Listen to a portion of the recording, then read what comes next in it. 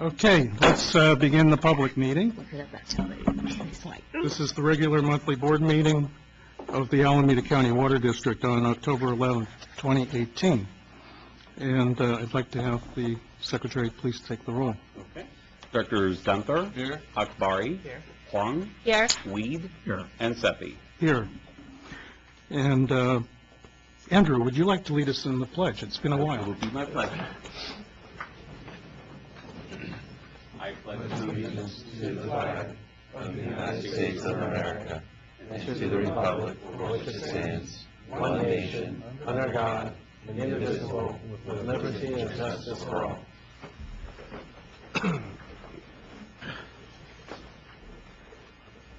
Okay, at this time, we will take public comments. Members of the public may address the board on any issues that are not listed on the agenda. Mr. Lemos, please.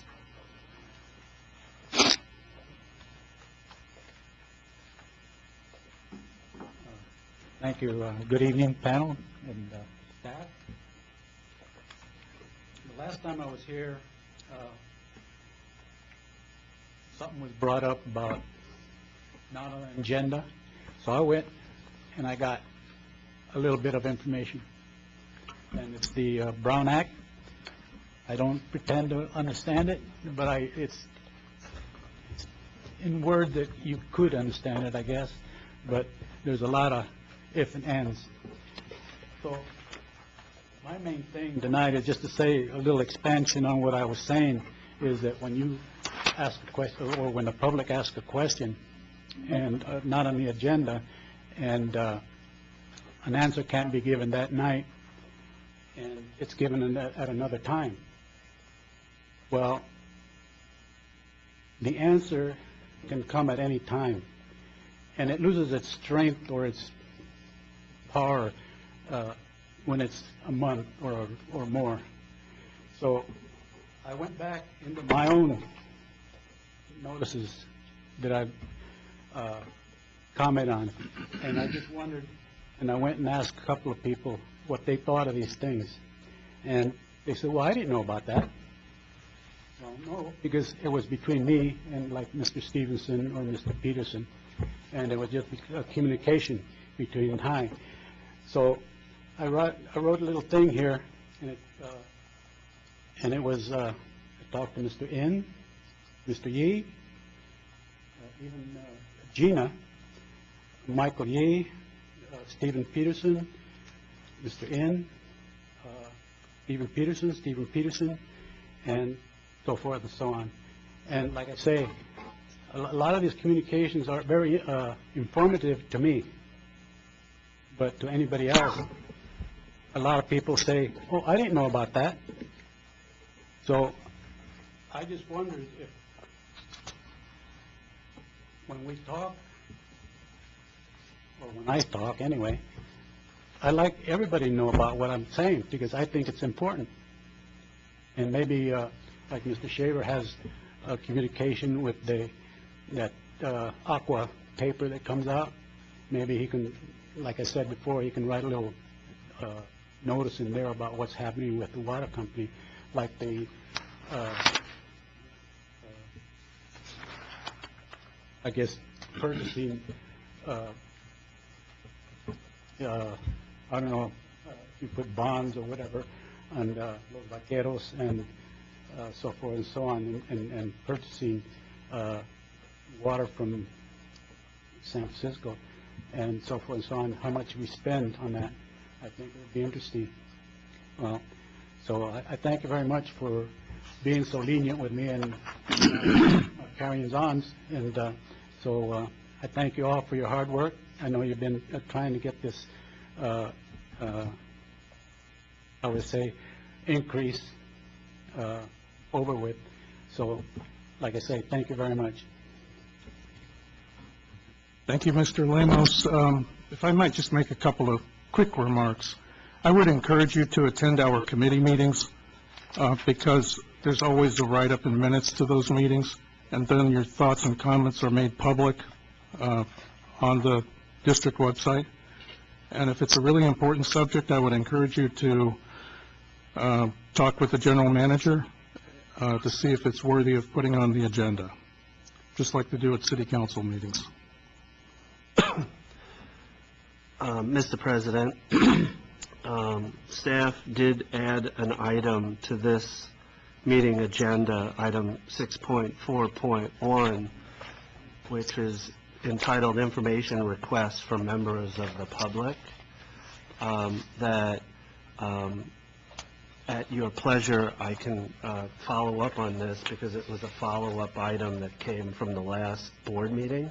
Yes. On how we could address Mr. Lamos's concerns.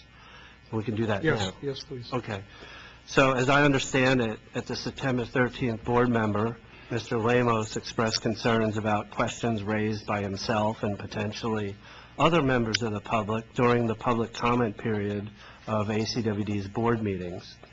Mr. Lamos indicated at that time that although staff is good about following up with him personally, ACWD board members and the public may not be aware of staff's responses and/or the outcome of the issues that he or other members of the public raise.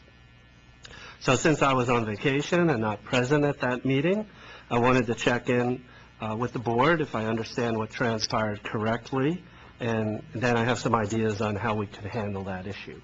So is that about? Okay. So there are identified three potential options.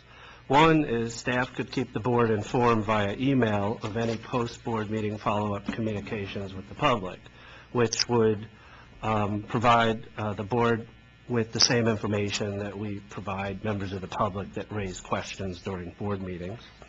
The second option is staff would discuss and document any post-board meeting follow-up communication during the LICA committee meeting, and then that would be documented in the meeting minutes. The third option is staff would use the general manager reports item on the next regular meeting agenda to inform the board about any significant post-board meeting follow-up communications with members of the public. And in that case, if it was simply an informational item, I would typically not put it on the agenda as such and just make a quick statement about what we did or share a handout. And if a more detailed discussion is warranted, then would place an item on the agenda so that the board could discuss the item, again, under general manager's reports agenda part of our board meeting. My suggestion is option 3. It's probably the most transparent approach. If an issue or question is raised by a member of the public in open session that isn't addressed at that time, if directed by the board, it would be addressed subsequently by staff publicly, usually briefly, transparently, and on the record at probably the next meeting or whenever we can handle the issue.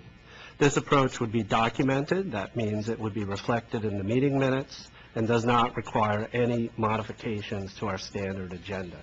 So if that's the pleasure of the board, then that's how I would advise how we could address this particular issue, so that those communications from staff back to members of the public, the board would be made informed, and then the public would be made informed about it because it came up in an open session public meeting, and it would also be addressed in an open session public meeting. Any board comments? I support the staff suggestion. I had one other comment or a question at that last session too, related to written communications. But an oral communications fully in support, even in response to written communications. Mm-hmm. Council, is this the appropriate time to have this discussion? Normally, we don't have discussions during public comment. Right. What I understand happened is we just moved directly to item 6.4.1, Okay. so it's appropriate. All right, just want to make sure Thank you, that's the Director case. Huang. Sorry, just want to make sure that's the case. If that's the case, then, Mr. Ramos, I heard you at the last public meeting, and during director's comment, I made the request to see if there's a way we could accommodate your request by documenting the interaction you have with our staff and have a documented answer somewhere, so that if a member of the public and the board is interested, we could delve into it. So that's why our general manager went back and came out with these alternatives. I actually would support alternative number 3. Let's give it a go. If it doesn't work, we could always tweak the process, but I think at this point is definitely the most transparent way to look at it. Thank you. I'm supportive of the third option as well. I was just curious, would we run into any issues if we're not agendizing the topics that we would be talking about during that report? As long as it's just an informational, quick item, like we sometimes don't put all informational items under general manager's report specifically on the agenda because it's a late-breaking item, and there's not a lot of board dialogue, or the board doesn't deliberate on anything. My understanding is that that would be okay. Correct. The Brown Act does allow brief responses to questions and quick informational items, and so we work hard to figure out what's going to be a quick item versus what's going to be something that is going to be involve more discussion. And if it's going to involve more discussion, as you see under 6.4, there's 3 items there. Those are ones we anticipate some more detailed discussion, and then in addition to that, there's usually some quick items, and that is okay under the Brown Act. Yeah, then I'm supportive. So let's give it a go. It certainly brings the item actually to our attention twice. Once when it's brought before oral comments the first meeting, and then it would be brought back up when it's in the minutes. So, I mean, if it certainly is something that maybe we should be looking at, we'd have an opportunity to see it twice. So I think let's give it a go. I'm supportive as well, so. Hopefully staff can implement this in the next couple of board meetings. You happy, Mr. Lemos? Okay. Are there any additional public comments this evening from any member of the audience? Okay, seeing none, I'm going to close public comments and move on to the consent calendar. And I would like to make the motion myself in order to help expedite things and help out with what we need to do here. So I would like to add action items 5.1, 5.2, 5.3, 5.4, and 5.6 to the consent calendar. We need to pull back 5.5 and 5.7 for Director Akbari because there's a conflict of interest, and I am pulling 5.8 myself for a brief board discussion. So is there a second to my motion? I'll second that motion. Okay. Would the secretary please take the roll? Sure. Directors Gunther, Aye. Akbari, Aye. Huang, Aye. Weed, Aye. and Sethy. Aye. Would somebody like to make a motion to approve the consent calendar as amended? I'll make the motion. Second? I'll second. Directors Gunther, Aye. Akbari, Aye. Huang, Aye. Weed, Aye. and Sethy. Aye. So we want to move to 6.3.2, a little bit out of order, correct? Correct. Okay. So we're going to move to what is under staff presentation. It's the 2018 Yellow Command exercise, and we're going to move that up in the schedule right here, and then go back to the action calendar. So, Jake, you're on. Thank you, Director.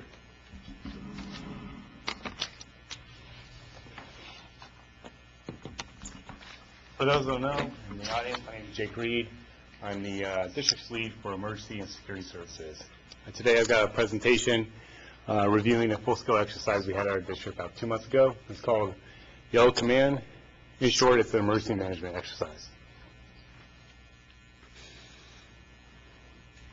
The agenda for the evening, just give a background on why our district decided to get involved in the exercise, review a few of the board's strategic goals, how I transfer those into strategic or tactical objectives out in the exercise, review the exercise that took place, and how we're going to move forward. All right, Urban Shield. For those that don't know, Urban Shield is an annual exercise that takes place here in the Bay Area. It is a large-scale exercise. Pretty much every county in the Bay Area participates. The two people that take, or two organizations that have leadership roles in the exercise are the Urban Area Security Initiative and the Alameda County Office of Emergency Services. There are many disciplines that exercise within the Urban Shield exercise to include fire, police, public works, healthcare, and one of them is emergency management. That's what Yellow Command is. This year, 9 Bay Area counties and more than 1,200 participants participated in the Yellow Command exercise. In particular here in Alameda County, 4 utilities to include ourselves participated. How did that come about?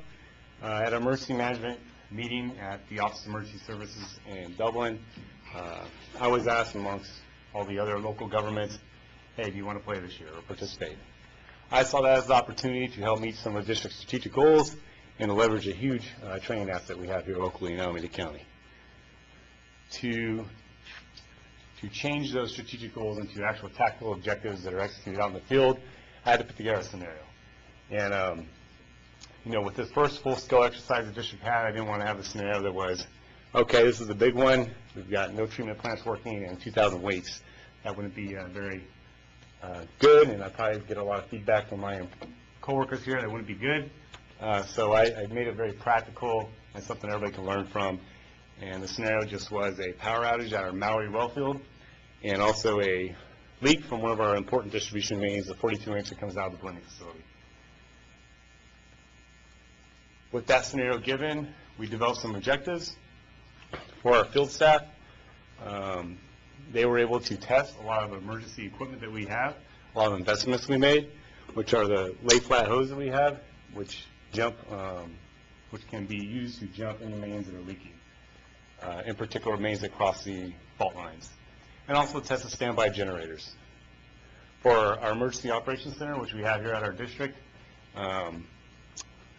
we haven't activated it for a full-scale exercise, so it's a good opportunity for individuals that would work inside the operations center to learn both their individual roles and how collectively to work as a team to put together an instant action plan that can help our field staff respond to catastrophic events.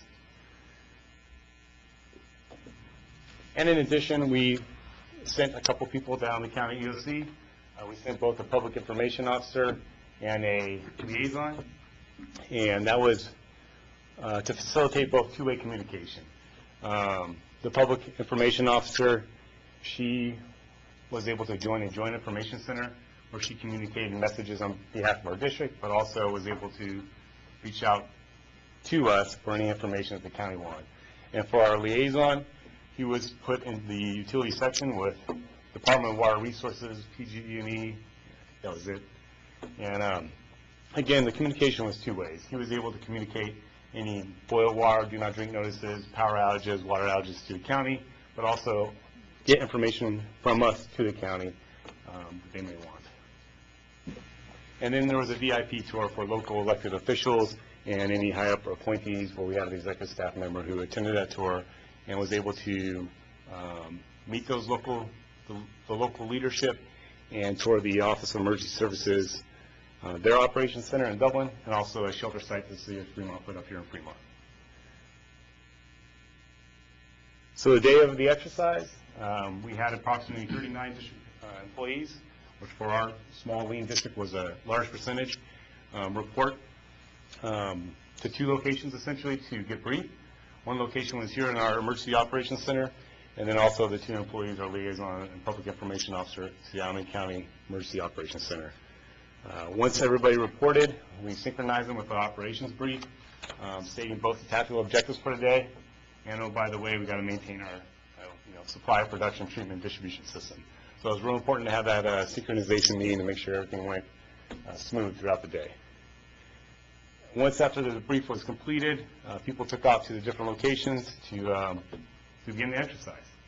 At the Maui well field, our electricians and our treatment facility operators were successfully able to convert that well field from traditional power to standby power and then back to traditional power. And that was a live exercise. That water went to our distribution system. So it was a very good live exercise that was successful. And then our 42-inch main, which is near Shin and Union Pacific Railroad. We simulated a deployment of lay flat hose just because it's pretty expensive to actually hook up that hose and charge it, and it's pretty much a one-use thing. So we were able to successfully simulate it though and build confidence that if need be and there was a leak at that main, we can go ahead and jump that main with our lay flat hose.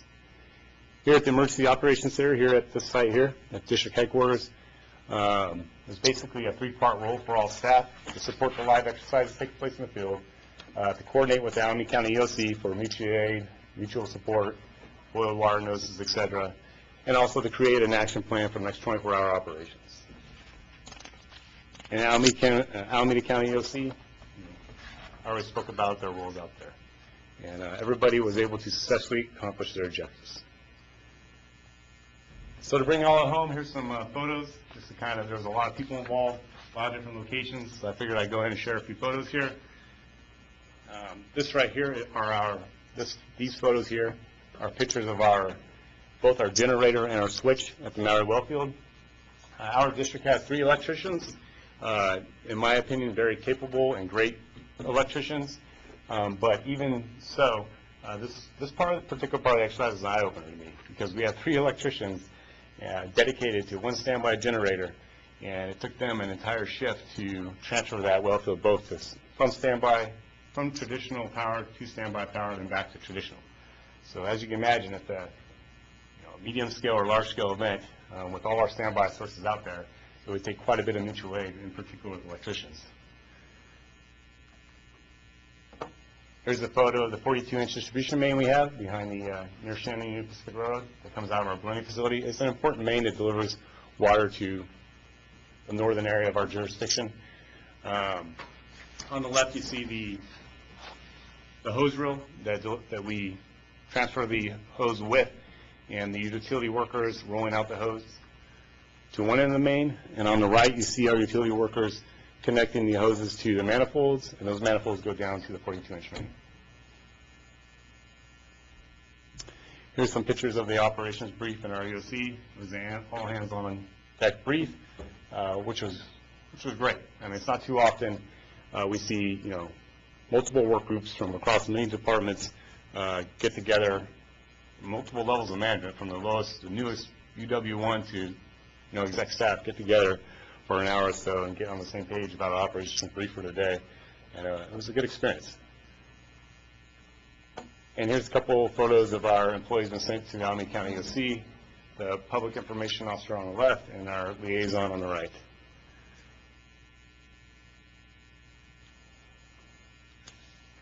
So a quick review of the exercise.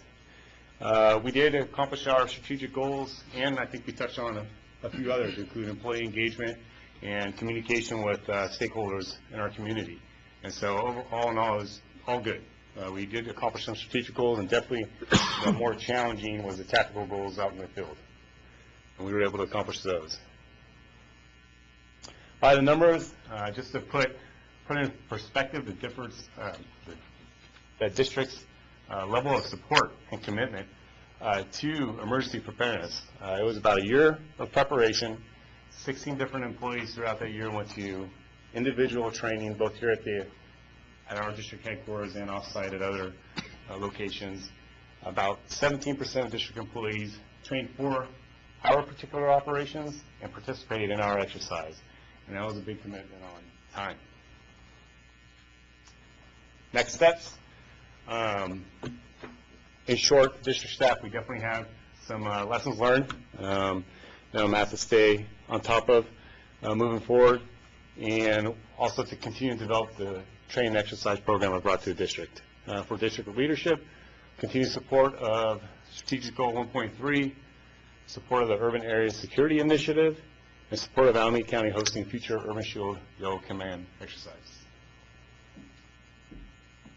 That concludes my presentation. I'd like to thank everybody in the room, exec staff, GM, elected officials, and I'd also like to thank 2 people that aren't in the room today, in particular Al Wagner and Chris Pena. As I stated in the operations brief, 2.5 years ago when I came as a brand new water utility, Al Wagner took me under his wing, like many of us here, and introduced me to the distribution system. He's a big, strong, proud man, and in particular, very proud of our treatment and distribution system, and love sharing his knowledge. And after Al passed away, Chris Pena took that torch, and she's still the center of gravity of all education that happens today. And when the exercise was complete, Chris was very complimentary, and I took that as the biggest compliment I could get. So, thank you. Any questions? Any board comments or questions? Director Weed. I was up at Alameda County Board of Supervisors offices several months ago, and I had the urban shield issue came up. And 7 hours of protest from members of the community. And they came out of that was they would support the county would support it this year, but said that they would not support it next year. Was that the entirety of urban shield to include the yellow command, or do you have any direction on what the future might hold? So I take two questions in your questions there, sir. Yes, it is all one big exercise. It's one big pot of money that comes from the Urban Area Security Initiative, which is funded by the Department of Homeland Security. So unfortunately, that big pot of money, if you can't exercise Urban Shield, you lose all the other disciplines, emergency management, medical, public works, etc. None of that's going to take place. And as far as the Board of Supervisors voting to not have the exercise the day of the exercise and not to have it next year, that's the last information I have as well, sir. I don't know if it's changed since then. I know that the sheriff himself commented on that, and he seemed to have some hope, I believe, that it could continue next year, but I don't know the current status of the exercise taking place next year. Given that environment, the county administrator and the heads of the major departments attended this observation. I had the opportunity to attend as well. I would note that the sheriff had indicated that they had competed with 11 counties and had won an award, received over $5.5 million, and they have some incredibly nice screens. Yeah. And equipment. I don't think they come close to this screen here. So. Interactive. Yeah. No, it's, Sean was there as a liaison, and then Ed was there as with you as well. Yeah, they did their homework. It's quite the emergency operations center they did. I mean, they may put the Pentagon to shame. Yeah. So. Thank you. So I just have a question regarding Maui Wellfield and the Sure. backup generators. So in the actual event, when there's a interruption in power, wouldn't the backup generators kick up automatically, or do we have to do a manual switch on? Good question, Director. I would think It's a manual switch at Maui, and so I don't think it's an end-all, be-all thing. We have to look into that. Okay. But currently at Maui, it manually has to be switched over. The generator has to be manually started, and the switch itself has to be manually maneuvered to switch the power over. I see. Yeah, just to add what Jake is relaying, this is one of the lessons learned. At one time, the operators could push a button and that transfer could take place. Over time, that was disabled, and so and then we installed a new emergency backup generator at the PT well field.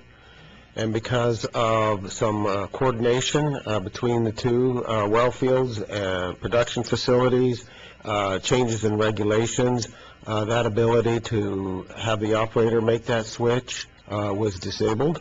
And so we're now going to have to look into perhaps a future capital project or a smaller, I don't know what size or how complex it is, so we have to do a little research to see if we can put that automatic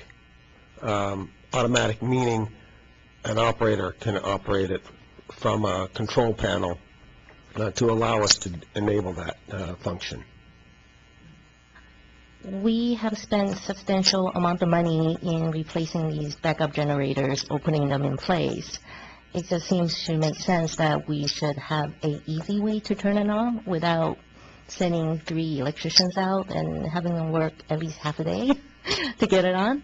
So I would encourage staff to look at our emergency backup system and make sure that we have I wouldn't say easy, but functional and efficient way to turn it on. Understood. Thank you. May I do a follow-up to Director Huang's question here? Sure. Do we periodically test the generators independent of going through a routine like this? Yes, we have a contract service. Yes, we operate those manually, routinely on an annual basis in order to keep them in operational condition. We can't run them for extended periods of time because we need to comply with Air Quality Control Board regulations. But yes, we do run those annually. And then the second question I had was, I recall when we were installing that equipment, we also put in some kind of petroleum or diesel fuel underground for the generators? We have an at the Maui well field, we have a 10,000 gallon above ground tank, and we put, maybe you're thinking of a preservative that we put in the diesel to prolong its life. So when we have an emergency, don't we automatically turn on the generators with the fuel that we have rather than going to electricity right away? Depending upon the length of the PG&E outage, the answer is yes. So that's the interim solution that covers us during the period of time until we do actually make an electrical hookup. Correct, if I'm understanding you. So if we lose PG&E power for a period of time, for example, it could be very intermittent, so we don't want to just immediately engage because the PG&E power might come back within a few minutes. It could be a tree branch hits an insulator and temporarily for a few seconds or 15 seconds it goes offline. It comes back online. So once we know we don't have PG&E power, then the operator then activates the backup generator. Okay, that gives me a better picture. Director Akbari, you were also on that tour, right? No, I wasn't able to make it. No questions from my end, but I appreciate the work that you put into this. Thank you. First, I was disappointed I couldn't make it, and now I've got a question. In this backup generator, if we were to lose power, let's say for an extended period of time, do we have the ability, will that thing kick in and fire up the well field, or do we have to send one of our electricians to the well field? In other words, was the problem the fact that we were trying to go from PG&E while it was still up to the well field? Or was it, because then when I can understand being difficult to go back, because there's always difficulty if you had shore power to go to ship power and then back. But if you didn't have, if you lose your shore power, if we lose our PG&E feed, will the system fire up and take over until transferred back?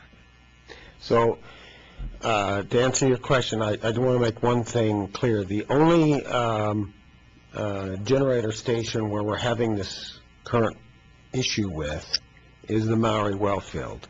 For instance, at our backup generator at our surface water treatment plant 2, we aren't experiencing this problem.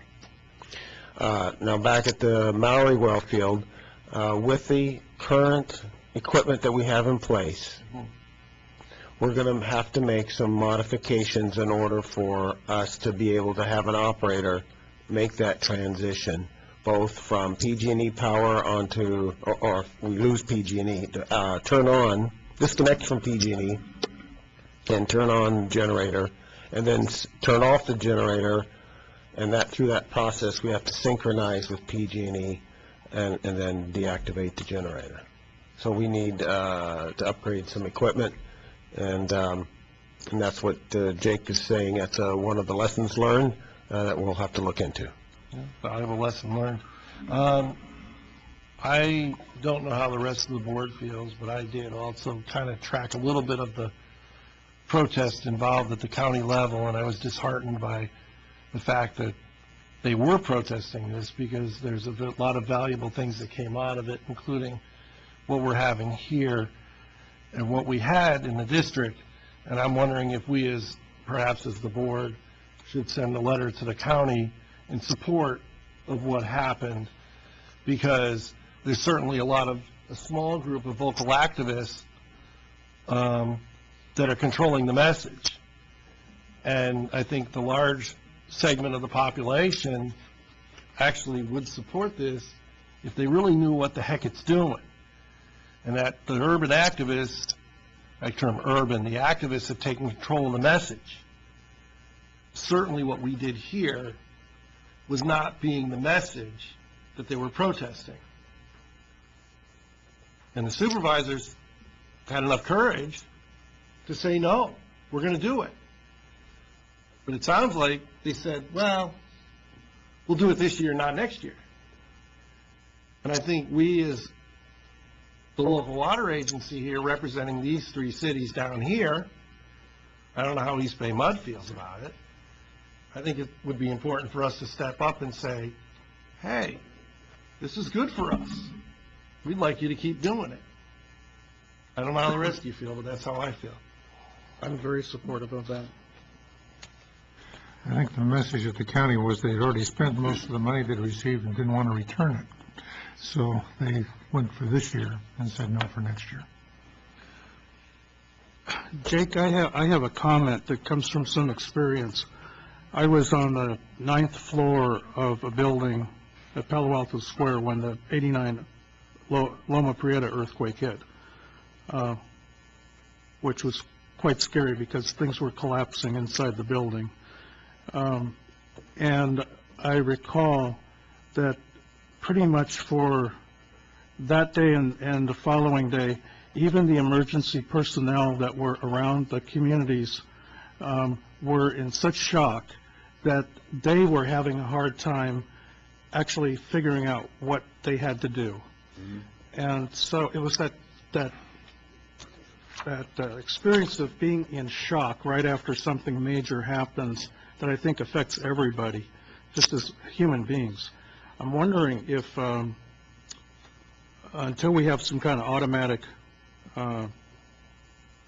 turnover connection from PG&E to our autonomous system, whether you might want to put up some diagrams, large diagrams where you schematically lay out the procedures of what a person or a team has to think about in terms of making the transition.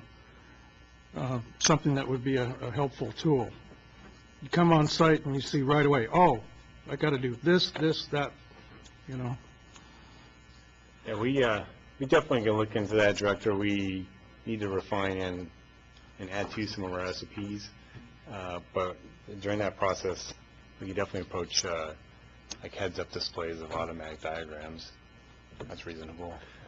So I think I'm hearing the concern expressed by the board about the operation of that particular standby unit. So staff will definitely take a look at it. We'll follow up at a future committee meeting.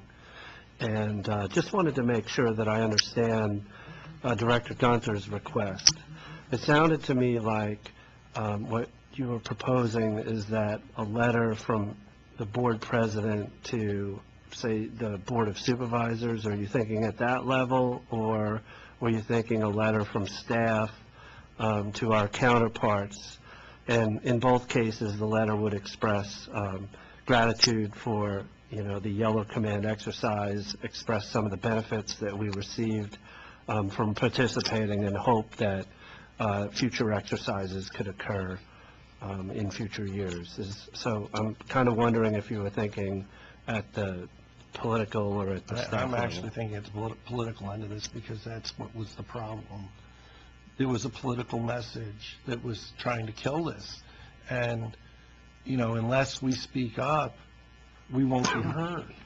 And so I think it's important that we speak up to the county. I think it's important that the cities speak up to the county and express their their desire to have this. I understand what the protesters were upset over.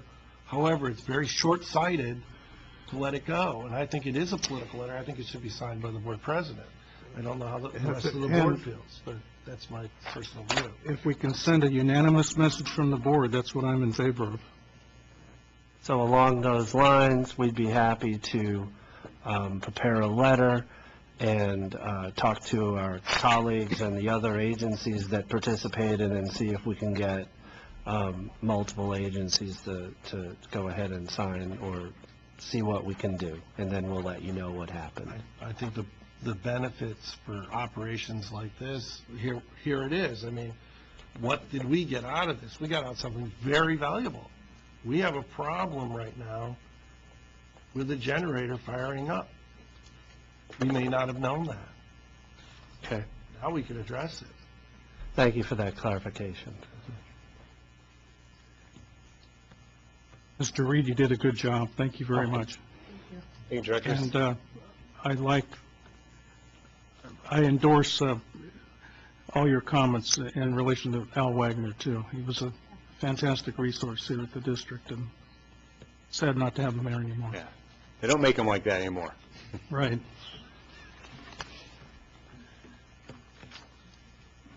He's probably still watching football someplace this football Yeah. season. All right, so we'll transition now back to the action calendar unless there are more comments or questions. Seeing none, okay, well, thank you, Jake. We'll go back to the action calendar, and we'll take up items 5.5 and 5.7, and Director Akbari, if you'd like to excuse yourself until we're done, we'll call you back into session.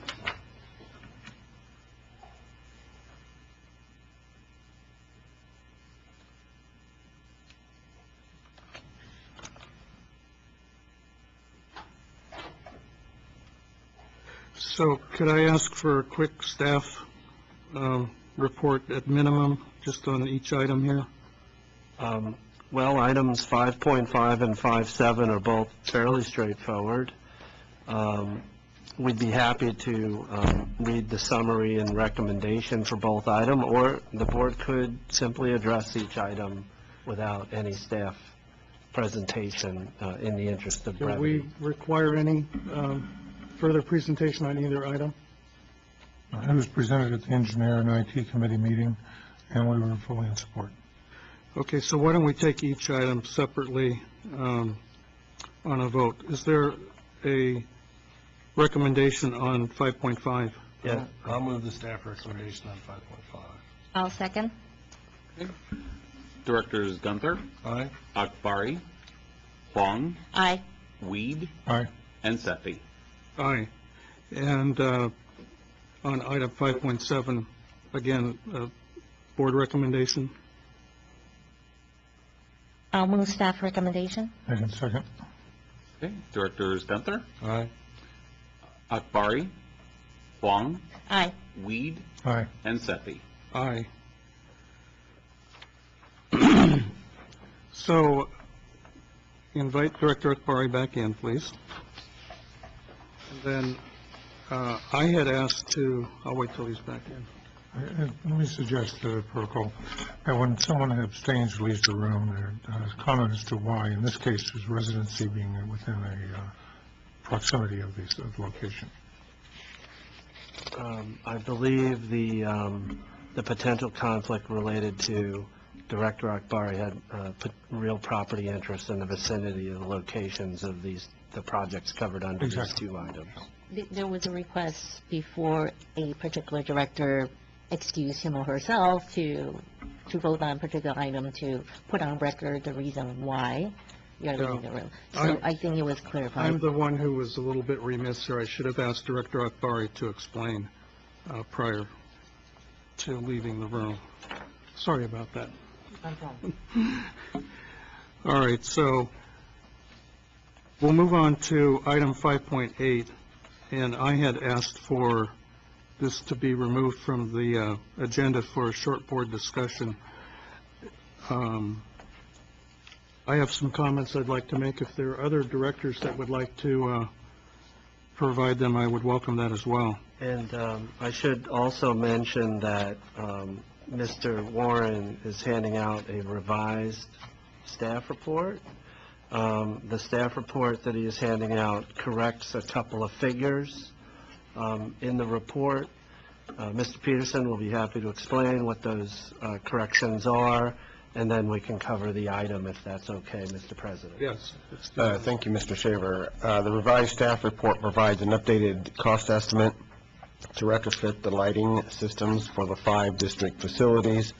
Staff had expedited the preparation of the original staff report with a preliminary estimate in order to have the staff report be included with the board's package.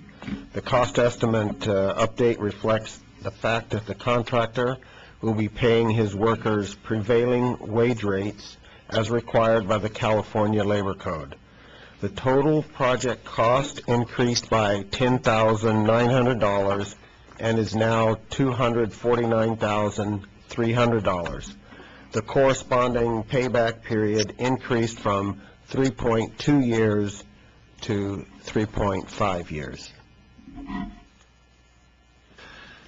So that's essentially the corrections that are included in the revised staff report. We wanted to make sure that the public record reflects the correct figures.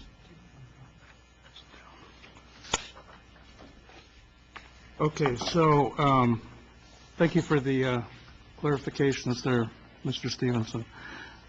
Peterson. So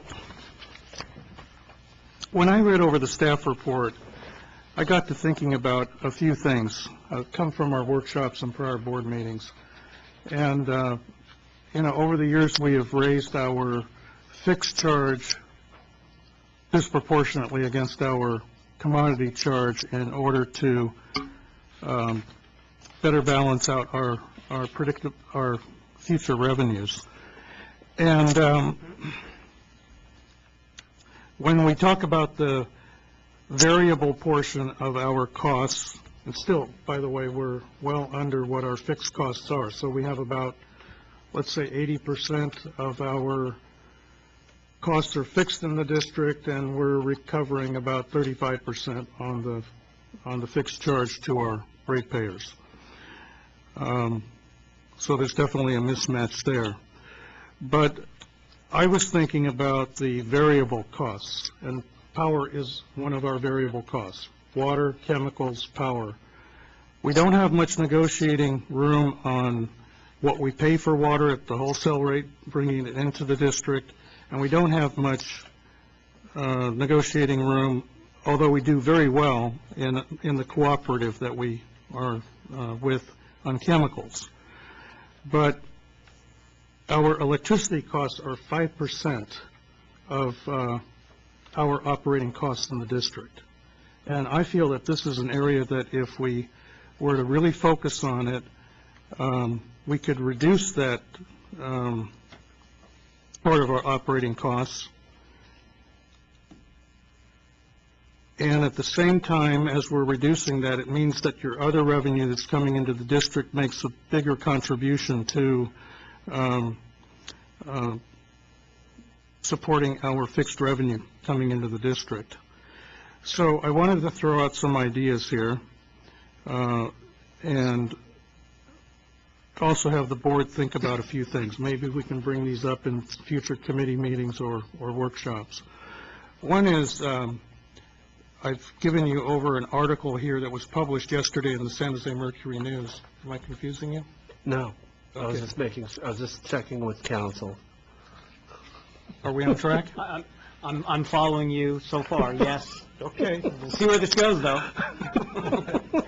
Tell me if I'm going off course. So the San Jose Mercury News published this very interesting article yesterday on the battle with the Public Utilities Commission over setting rates for PG&E. And one of the interesting things, and I had to go back to the PUC website to actually double-check if this is correct information, but on page 4 it says that in 2018 about 39% of PG&E customers are expected to leave the company, and during 2019 the total departures are expected to amount to 54% of PG&E's customer base, according to estimates provided Wednesday by the PUC. And I think this has gone under the radar with the public that PG&E as an electrical utility and entity is actually in our very midst collapsing. And the state legislature has now passed new legislation this past summer, signed by the governor, to encourage us as a state to move to renewables almost 100% by 2045. And we have goals set for 2030. That's really right around the corner. And this is affecting all of our public electric and gas utilities in California. But when you see that so many customers are moving away from PG&E, what's going on? Well, the Mercury is pointing out that many of these are moving to community aggregated electrical utilities. And the mayors of San Francisco, San Jose, and Oakland have petitioned the PUC to establish some, I would call it rate equity or rate satisfaction here, because what PG&E is trying to do as their customer base is disappearing is they want to charge more to the existing, their leftover customers. And this is forcing the rates up on all of us that still are using PG&E. And it's very unfair. The mayors of Fremont, Union City, and Newark have not joined in with the mayors of the other cities around the Bay Area. In fact, I will express publicly I'm upset with my own city council in the city of Fremont because with the exception of one council member, we don't have any support for either protecting the ratepayers in our municipality or for addressing the issues like other cities are with a community aggregated utility of some type. So I just want to put that on the radar screen because if you look deeper into the subject, and I don't want to go too deep here, not only are the residential customers and small businesses affected by this that are still PG&E customers, the commercial customers are the ones that are picking up a big portion of the tab. That means us as a utility, we can expect that our PG&E rates are going to go up quite dramatically over the next 5 years. If we currently have 5% of our operating budget going to PG&E today, expect that it's going to go up. That's my prediction. So let's tackle the issue. Let's address it. And my proposal is that in conjunction with our recently adopted strategic plan, 5-year strategic plan, that we put together, and I'm making a formal request here, try to put together a 5-year plan to address our energy usage. It's noted in the staff report that we have 77 PG&E accounts. And in this one instance, PG&E came to us to talk about doing retrofitting of the building right here at the headquarters. I think that we need to be more proactive. We should be the ones going to PG&E and saying, let's take a look at all 77 of our accounts. Let's go through a thorough inventory of how we're using electricity across the system. And then let's put together a plan on how we can reduce these charges. I remember sitting in the audience 10 years ago when this board was talking about putting in solar in various parts of our district. We have yet to put in a major solar initiative. And we have plenty of opportunities across the district. I think we should take a look at solar. We should take another look at wind. And I only made a single copy here, but I'll leave it with the general manager. If the board wants to take a look here. I went with State Senator Bob Wojciechowski when he was our assemblyman to go visit a startup company in Sunnyvale at the time that had just received a large amount of venture capital funding called Bloom Energy. And they had no revenue at the time. And then periodically, we went and revisited them. And the company today, just a few years later, is doing $400 million in annual revenue, is a public company. They have customers across the Silicon Valley, Kaiser, Google, Facebook, Adobe, all using their fuel cell technology. And they also provide financing, and it has a reasonable return on investment. And I think there's places in our district where we could be adopting the same technology. When you have all these Fortune 500 companies using Bloom Energy, we have plenty of opportunity there. And as far as this, let me just tackle two things and then I'll close. As far as solar goes, we've talked about putting solar at Whitfield Reservoir for quite some time. And I think we need to accelerate that project, because even if we make a decision to go forward with it, whether it's spending our own money or with a contract relationship with somebody else, we still need to go through a lot of permitting with the city and work with the neighborhood and everything like that. When it comes to our desal plant, we've talked about using desal on a new roof at Patterson Reservoir. And I think we might want to take a look at accelerating that project. I think we were looking at 2022 for that roof replacement.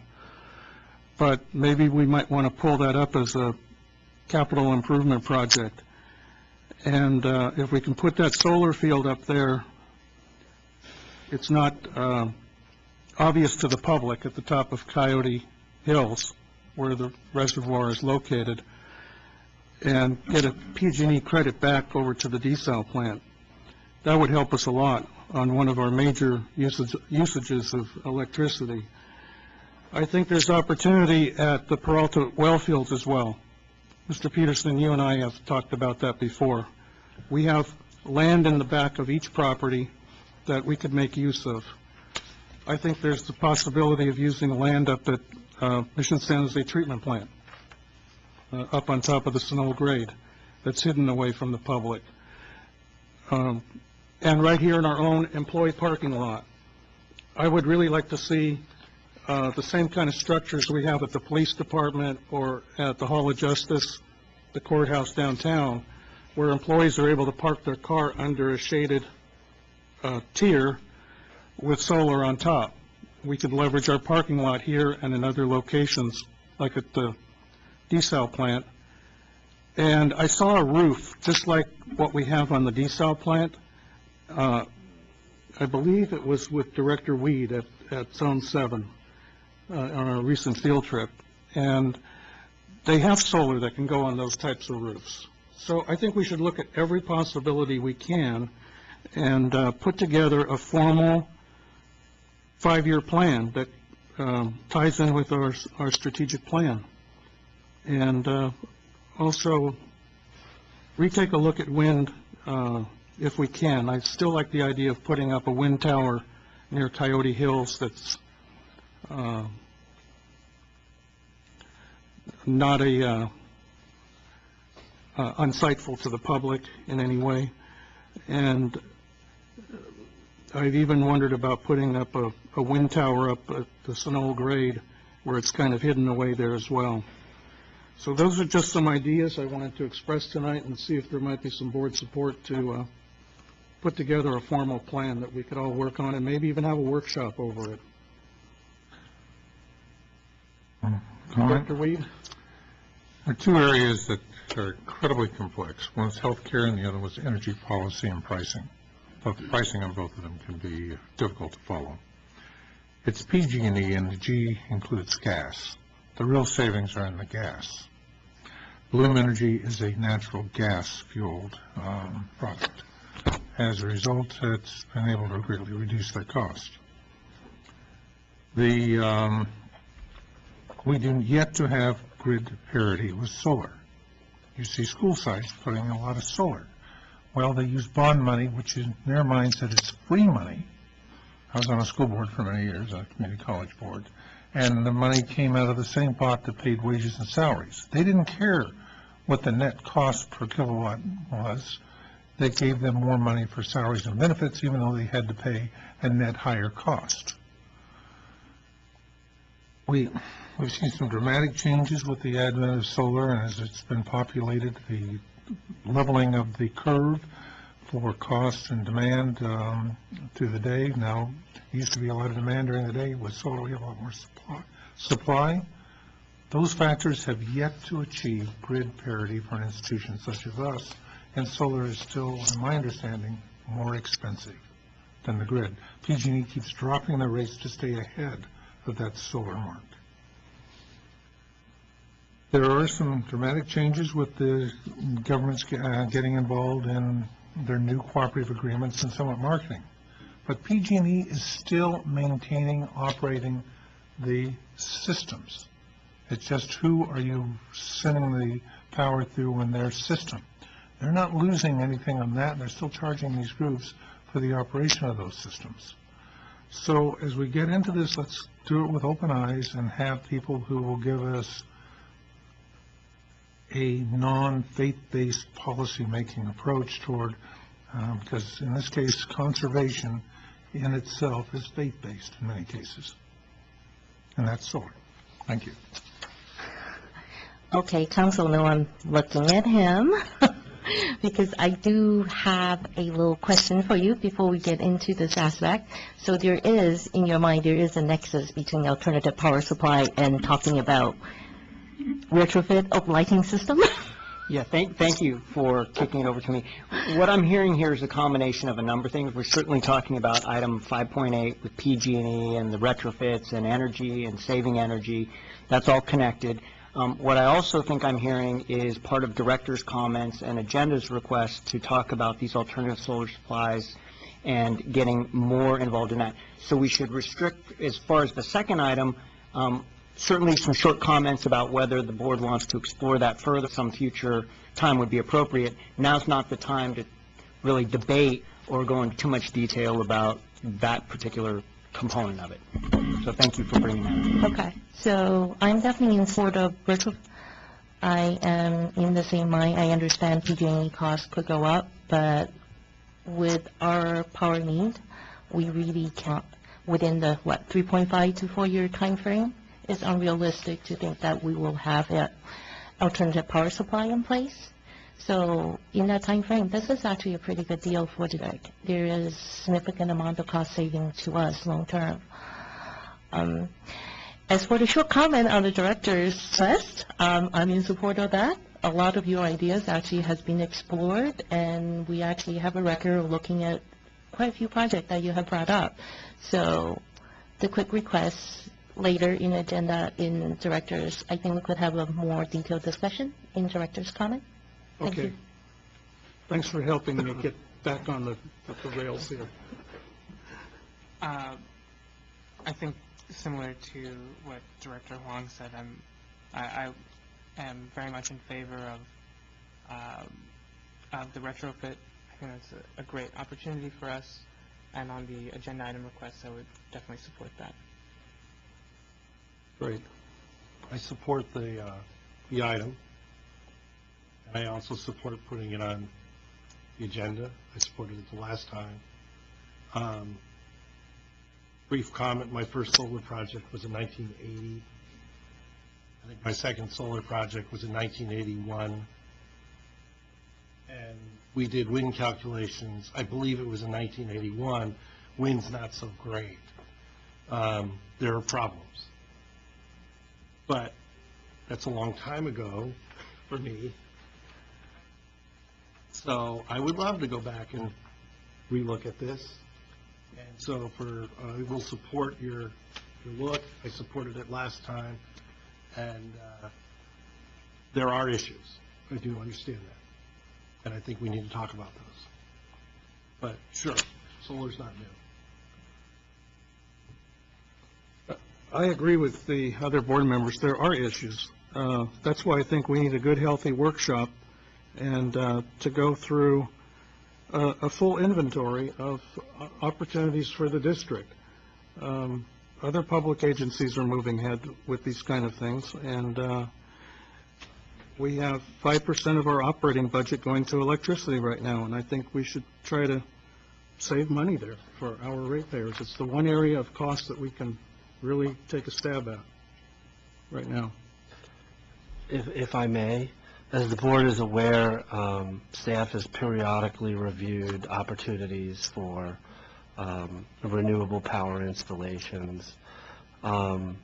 And so we'd be pleased to provide an update with updated figures and business case analysis for all of the opportunities, and maybe some more that directors can come up with.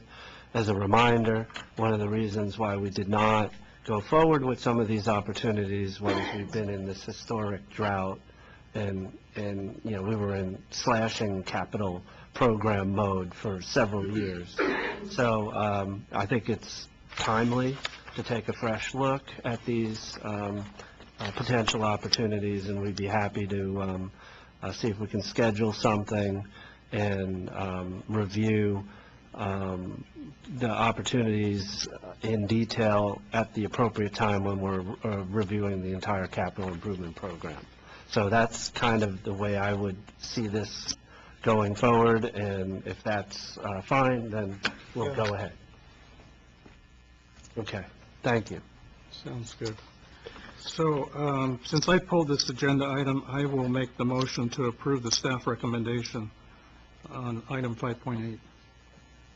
I'll second that motion.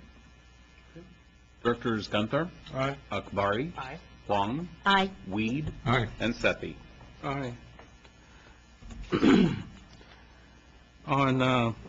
So we'll move on to the agenda 5.9 and 5.10, and with permission of the board, I'd like to take a brief break right after those two items.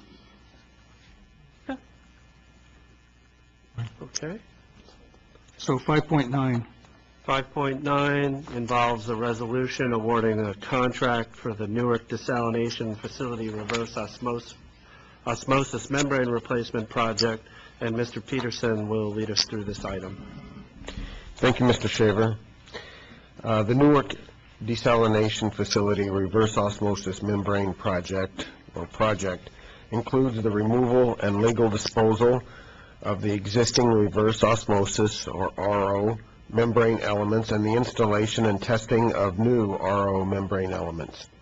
The project was re-advertised for bids on September 6, 2018, and 2 bids were received and opened on September 27, 2018. After review by District Council and staff, the bid submitted by the apparent low bidder, Evoqua Water Technologies, was deemed non-responsive due to several irregularities and exceptions. C. Ovra and Company, or Ovra, submitted the next lowest bid. Ovra's bid contained one minor irregularity which may be waived. There is adequate funding in the budget for this expenditure. The project was reviewed with the Operations and Water Quality Committee on May 2nd, 2018. Board authorization awarding the contract to replace the RO membranes will assist the district in achieving its strategic goal 1.1, efficiently manage and maintain our infrastructure to ensure reliability.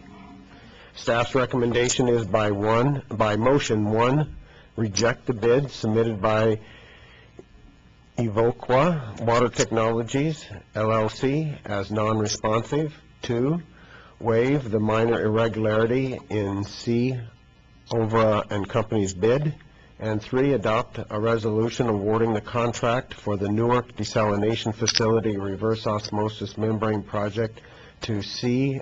Ovra and Company in the amount of $1,100,000, job 21223.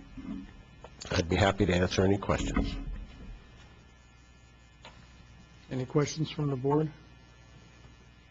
I guess I have a clarification. So based on the agenda package I read, the main reason I guess for me, the main reason to reject the bid from Evoca is the fact that they are asking the district to pick up liabilities that normally is borne by a contractor.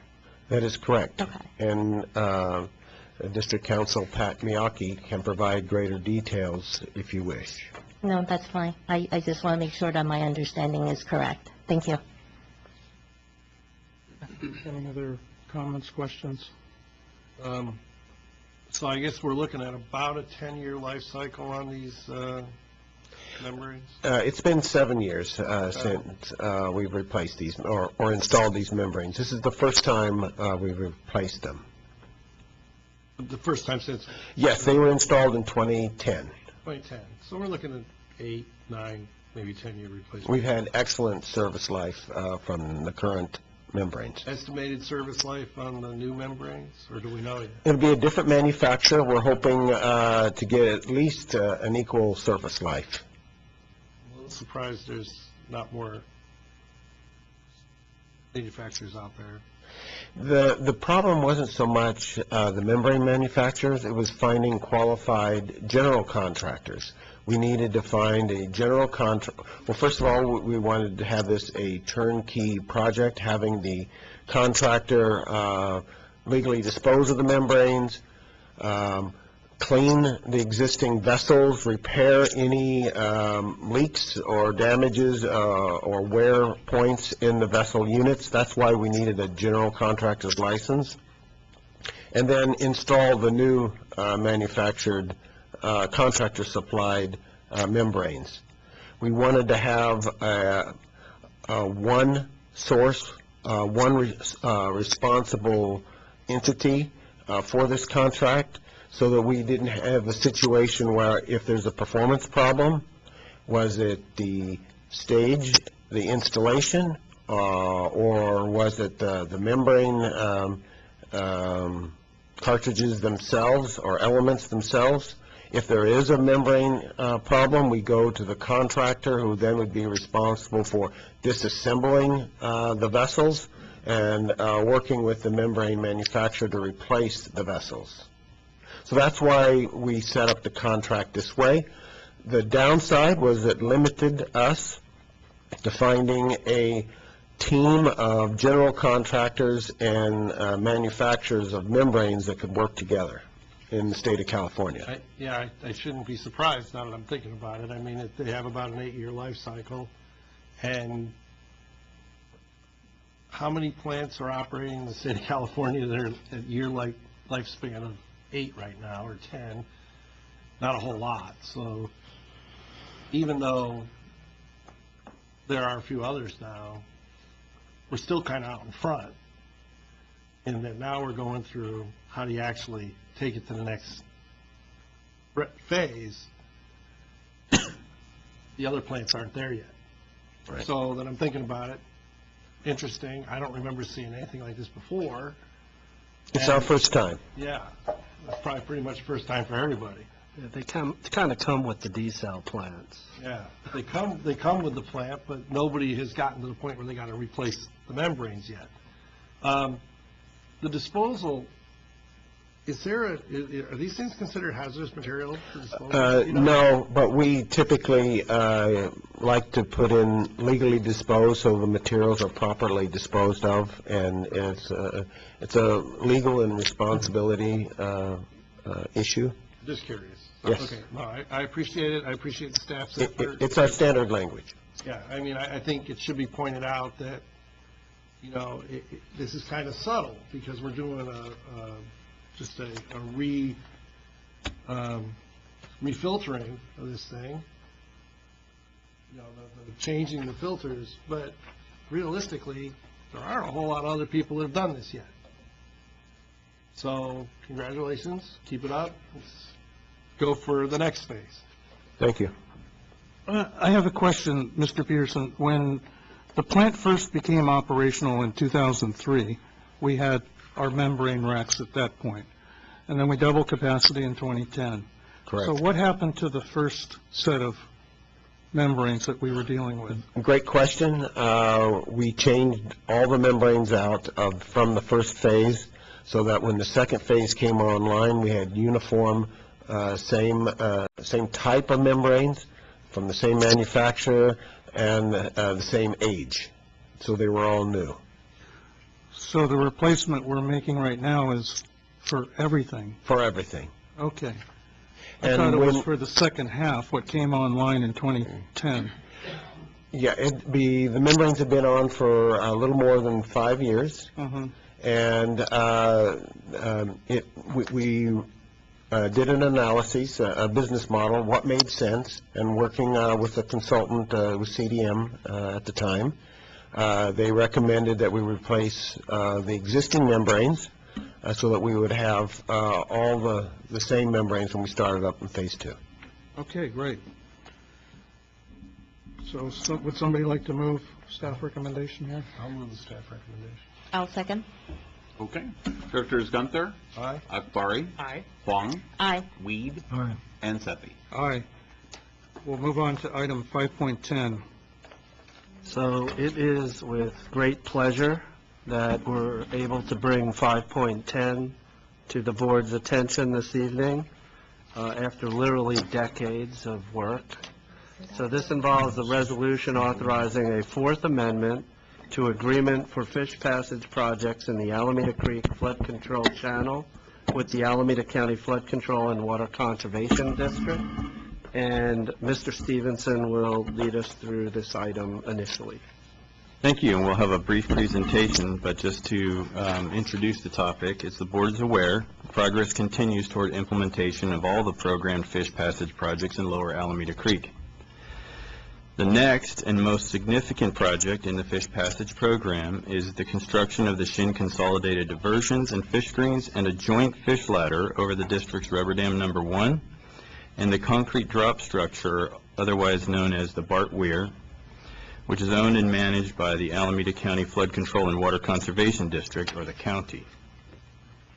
The district and the county have worked cooperatively for many years to plan and design the joint RD1 drop structure facility and related fish passage components, and through a cooperative agreement and its amendments, have jointly shared the costs of design, environmental review, and permitting, and have previously agreed to share in the costs of construction.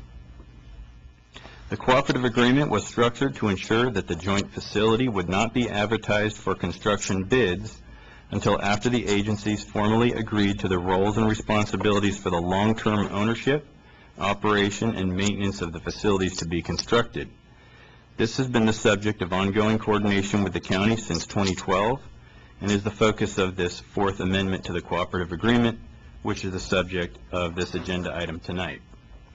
So I just want to briefly mention a couple of other things. Last week, the Alameda County Board of Supervisors approved this fourth amendment during its regular board meeting on October 2nd.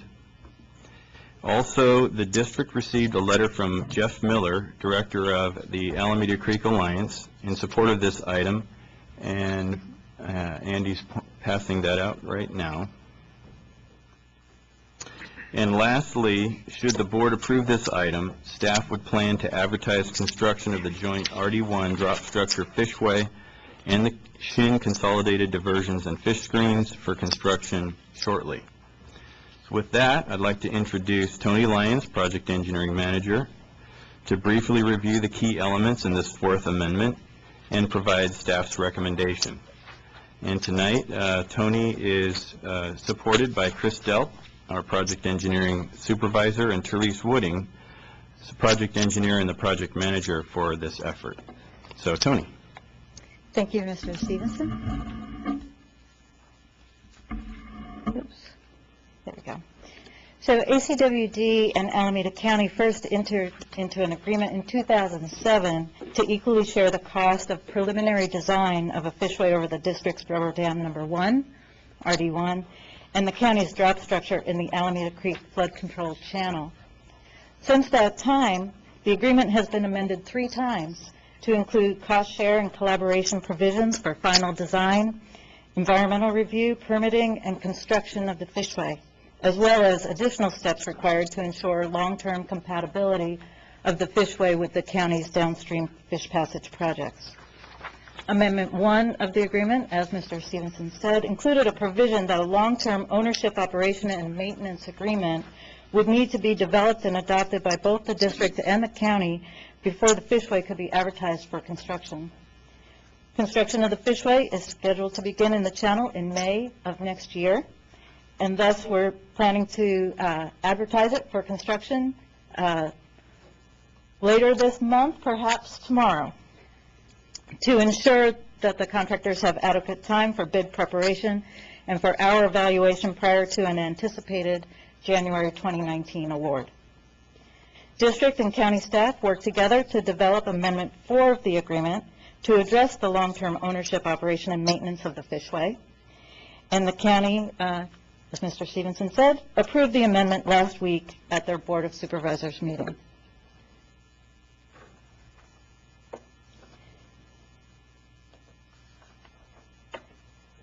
The amendment includes provisions for the RD1 drop structure fishway.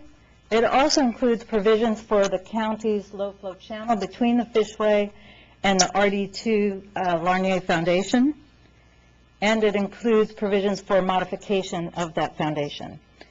Also, to make sure that we have clarity regarding responsibilities, we also included the definition of the line of demarcation between the fishway project and the county's project. This matrix displays the basic agreement components. The light green elements are those that were included in prior agreements and amendments. And the components that are addressed in Amendment 4 are the ones shown in blue, although it looks kind of gray. For the fishway, ACWD and the county agreed to jointly own the facility, with ACWD responsible for operation.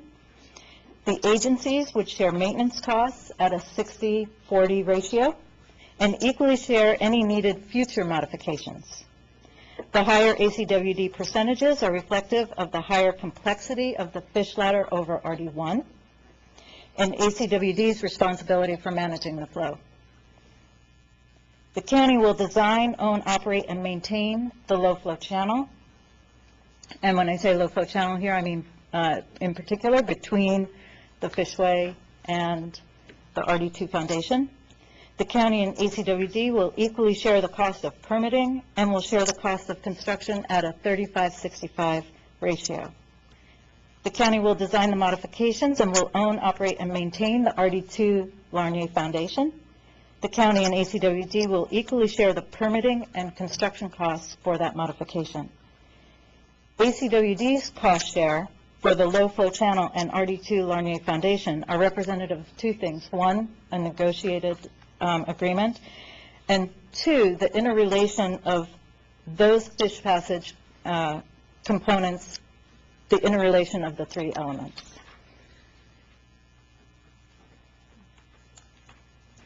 The costs for the fishway are included in the agreement. The prior agreement and amendments covered costs up to $7 million.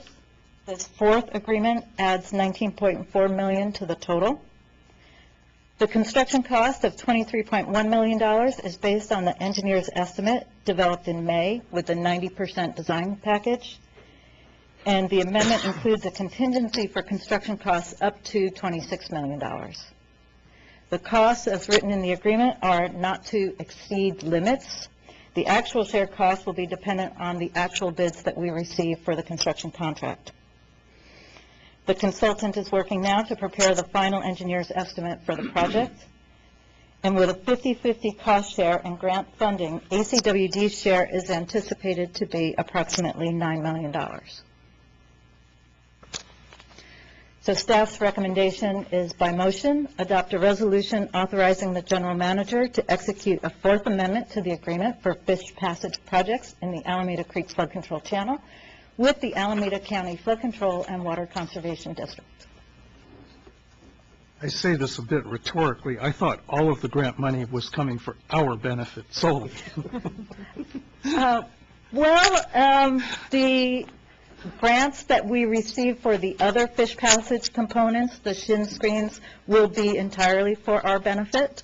The grant money that we receive for the RD1 drop structure fishway will be shared 50-50. And that has been in the agreement since 2007. If that's what it took to cut a deal, I'm glad we did it. I think you just said it, but what is the split on 65-35 versus 50-50?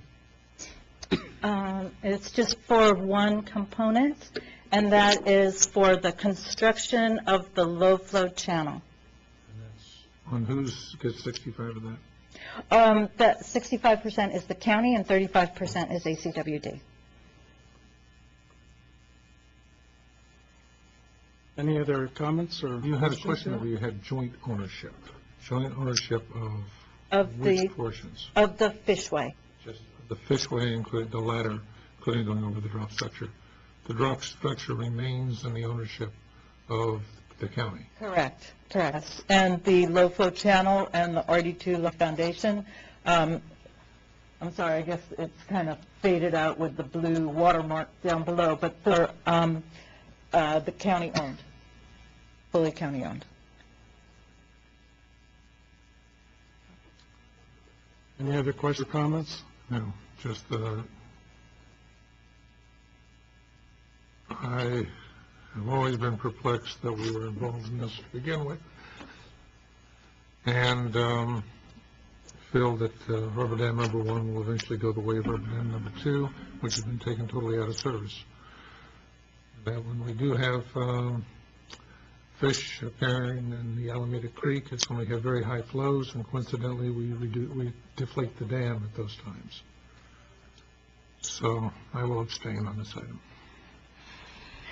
Well, you actually answered my question regarding the ownership, because I was missing those blocks. But just want to say thank you for negotiating so hard. This is a fair agreement, and that this is something that we need in order to protect one of our major water supplies. So thank you for working so hard.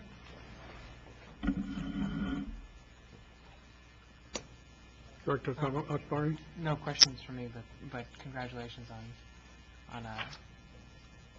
on getting to this agreement and getting to this point. Awesome.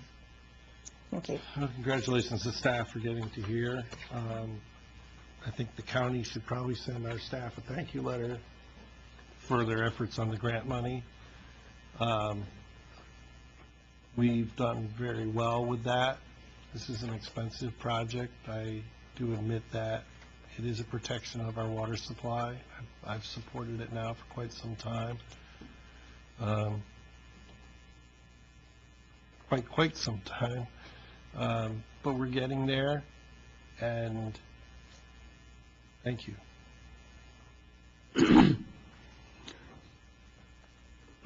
I just want to comment here that, in a complimentary way, congratulations, but it was only recently that Jeff Miller made an appearance before the board, and we were kind of pulling our hair out in desperation, trying to get an agreement with the county, right? And so things became, and our board wrote a letter to the county, right? Right. We submitted a letter to the county Yes. to help expedite getting this done. And so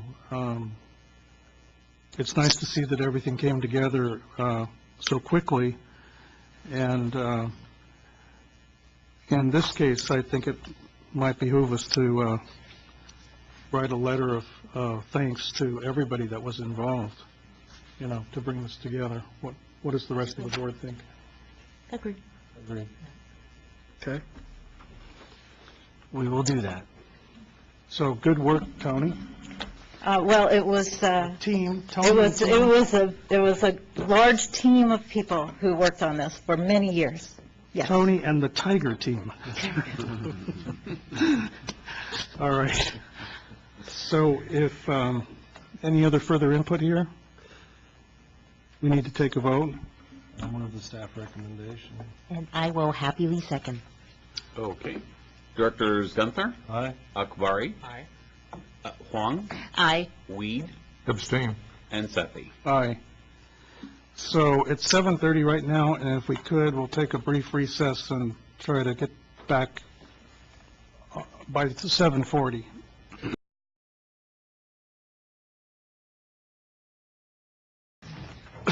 Okay, we're going to resume the meeting here at 7:44, it looks like. And we will move on to operational reports. Here on the agenda. Got board committee reports and operational. For some reason I'm missing I'm out of order here. Oh, here we go.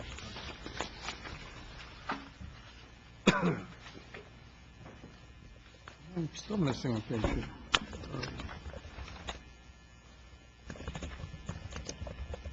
Here we go. I got it. Okay, at this time, we're going to go over to reports, and would anybody like to comment on any of the board committee reports? I have one for one item.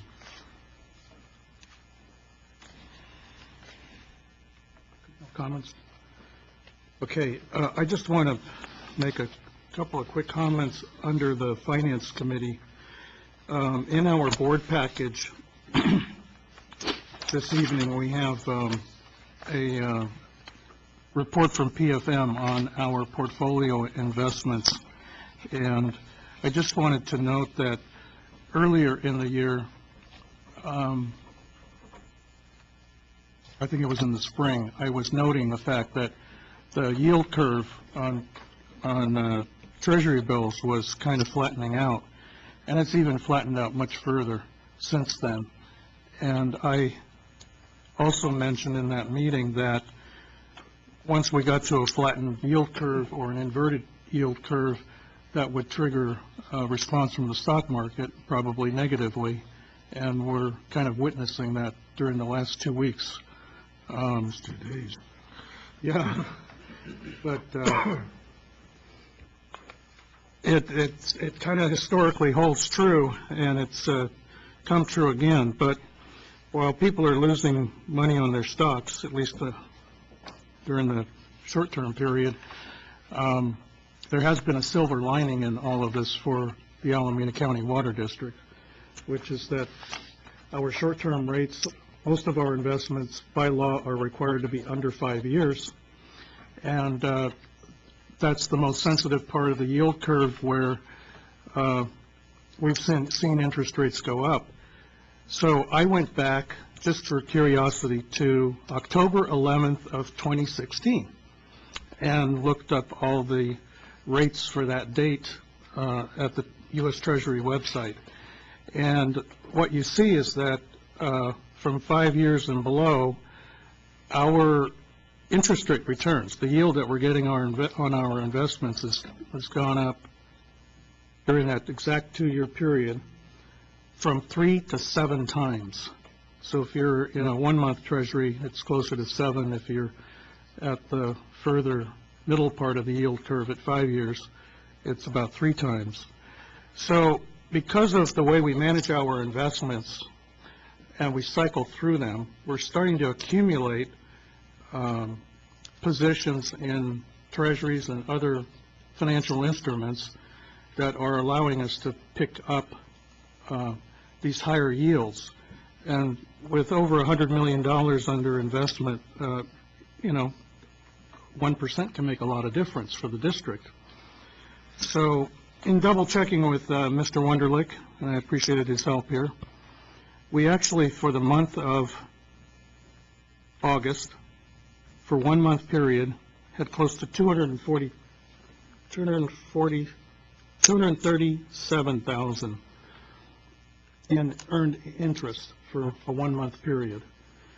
Now, that's not to be expected for every month, but we were both discussing that probably for this fiscal year that we're in right now, we probably will be somewhere around $2 million in earnings and interest only from our investments.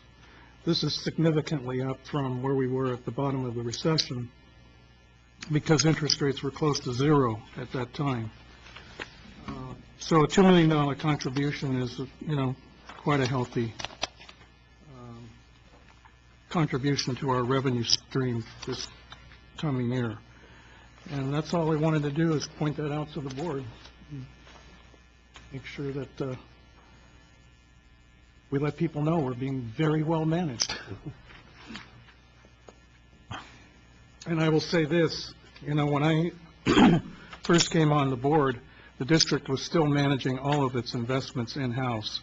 And as great as our team was, I want to compliment our board on looking into and then taking the action to go with an outside firm like PFM, where they can professionally manage our assets. And I think they've done a great job. So that's my only comment on our report. Are there any, under 6.2, any director comments on operational reports?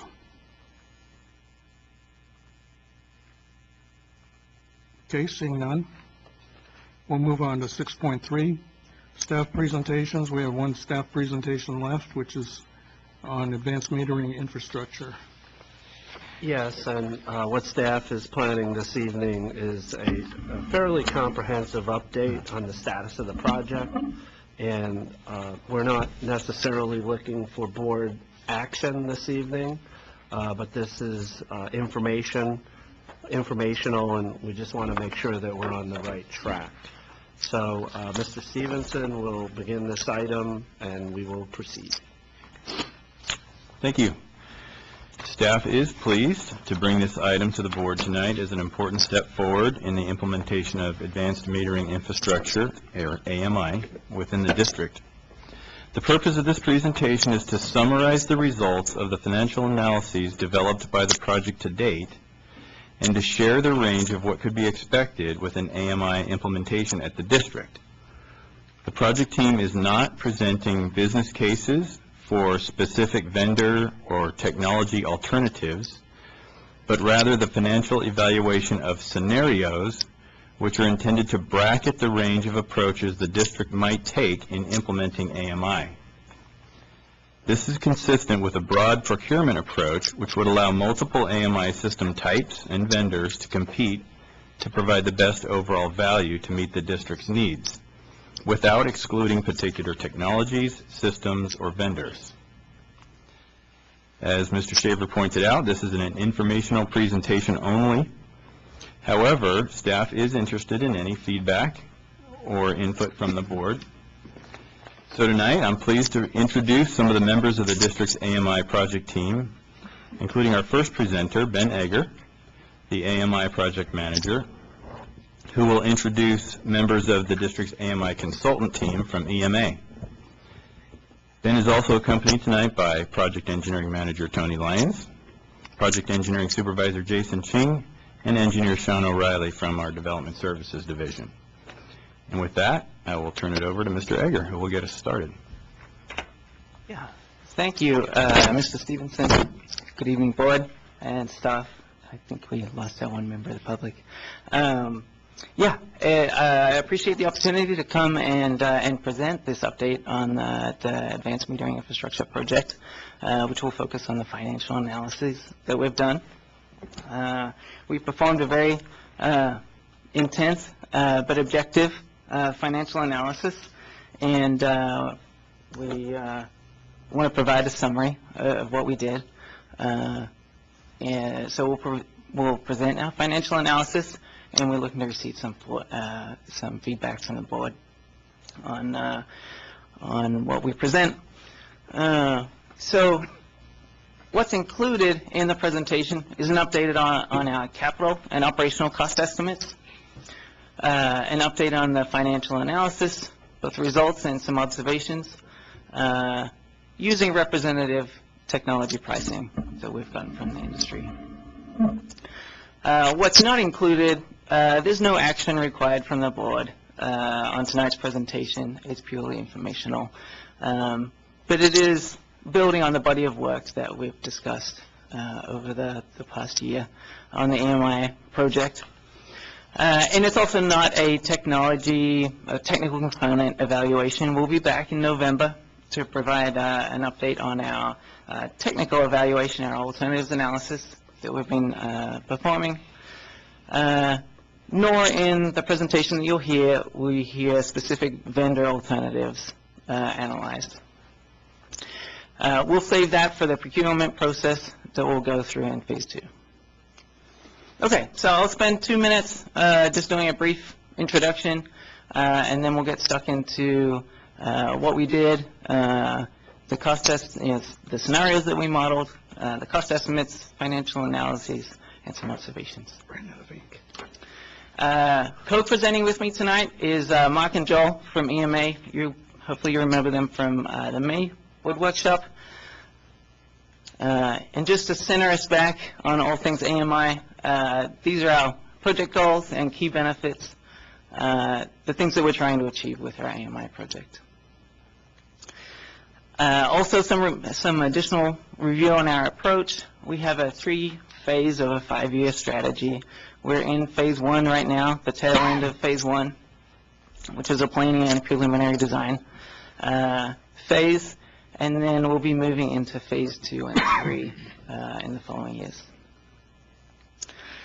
So the project is progressing nicely. These are what you've heard to date. Today we're going to do our financial analysis, and then in November, as I mentioned, we'll be back to talk about the technical alternatives analysis that we've done and the decision to move into phase 2.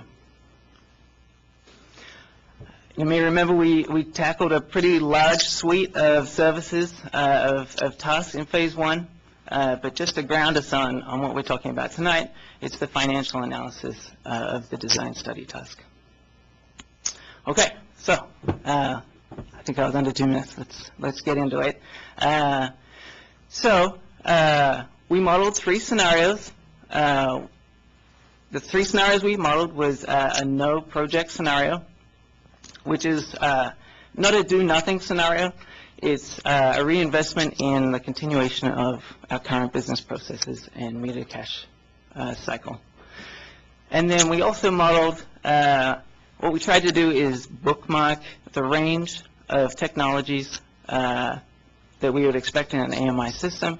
So we modeled scenario 1, which I say there is a fixed network, but it's really the most capital intense scenario, or a set of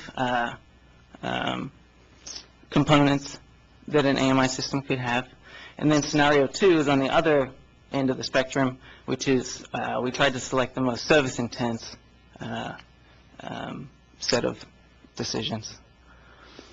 What we didn't try to do is, and I think maybe I've mentioned this before, we're not doing a selection process right now. We didn't try to come up with the Goldilocks solution, the ideal, perhaps the solution that we'll select ultimately. We didn't model that. What we really wanted to do is provide the range. Okay, so the scope of scenario 0 is reinvestment in our metering infrastructure. As you may remember, we paused the small meter replacement program. And so what's included in the model for this is a 3-year catch-up of that deferral, and then the reestablishment of the small meter replacement program. And then it also turns out that our existing manual metering reading systems are reaching the end of, are past the end of commercialization and reaching the end of life in approximately 2020. So there's some reinvestment in our current manual meter reading equipment also included in that model. Right, so really scenario 0, just to restate, represents a continuation of our current practice. Here's the same thing in basically list form. So under capital costs, you're going to see meters and meter reading equipment.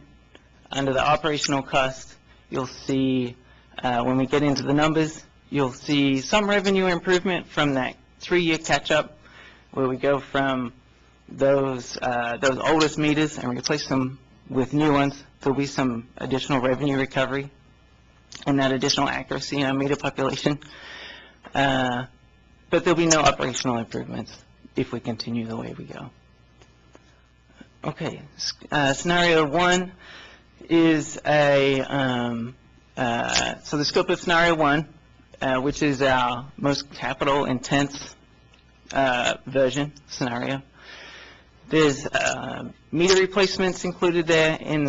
On the far left, we have meter box equipment, which would be meters, AMI endpoints that connect to those meters, and then RF compatible lids so that the endpoint can communicate to the AMI system.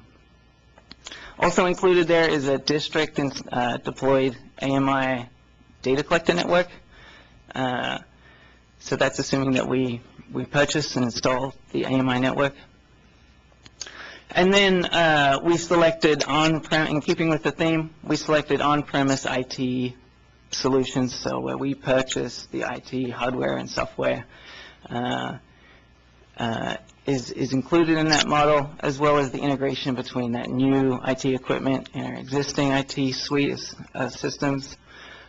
At the center of the IT world for an AMI system is that meter data management system, which feeds data in all different directions, including to our current billing system or customer information system, but also would feed those new IT systems such as analytics packages, the customer portal system, and reporting tools built on that data.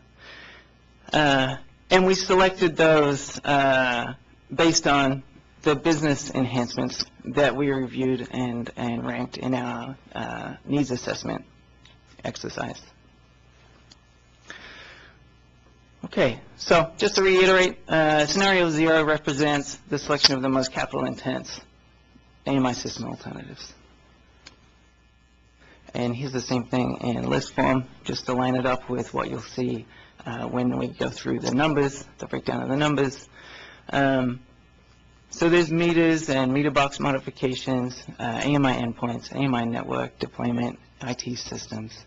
On the operational benefit side, there's some revenue recovery from those meters that we need to upgrade to get our meter population to be AMI compatible. And we'll talk about meters a fair bit more later. The operational improvements, which is really built on our needs assessment. We identified all those operational enhancements and efficiencies in our needs assessment that the district wishes to integrate or achieve with our AMI system.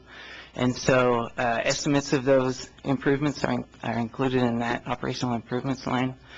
And then AMI support costs, those are new costs to the district that would go into supporting the AMI system. Okay, scenario 2, the meter box equipment end of scenario 2 is pretty similar. We're talking about the same number of meters requiring replacement or upgrade.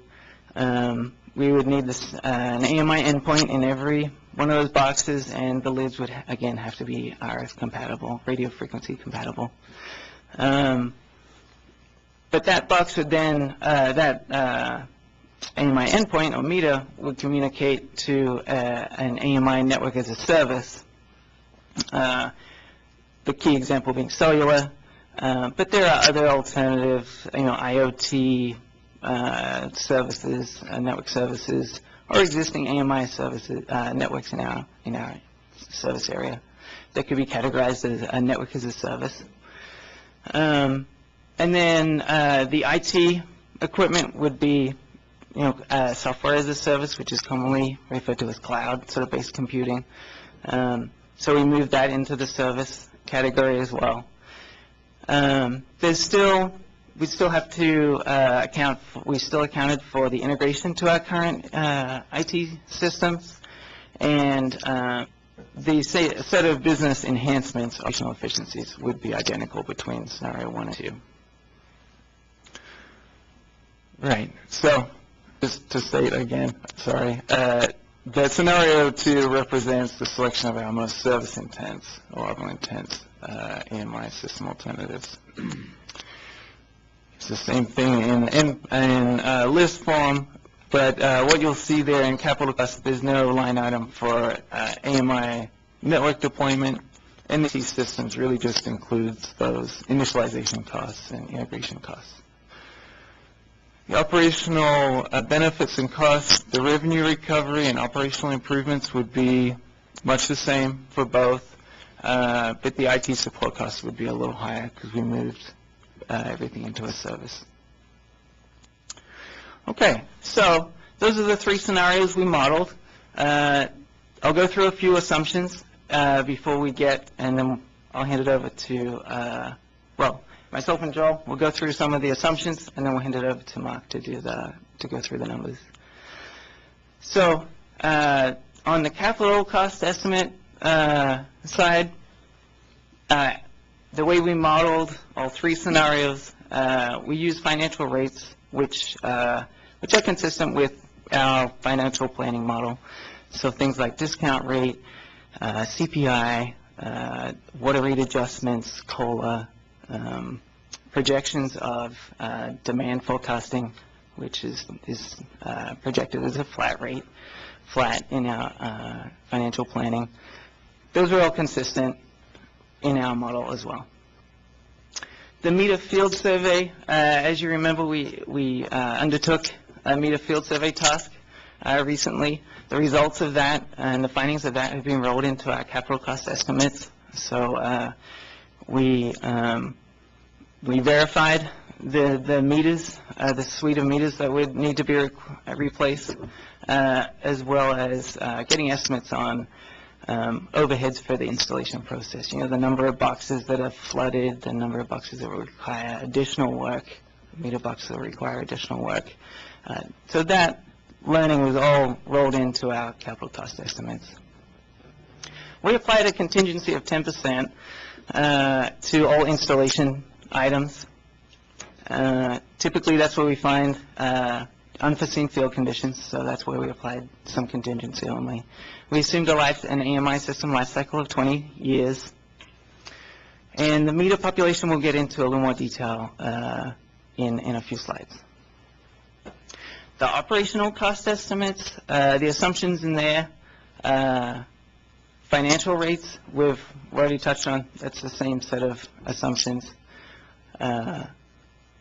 The operational enhancements reflect the delta or the change between our current meter to cash process and current business processes. So where there are additional costs or savings, that's how we represent that's the perspective.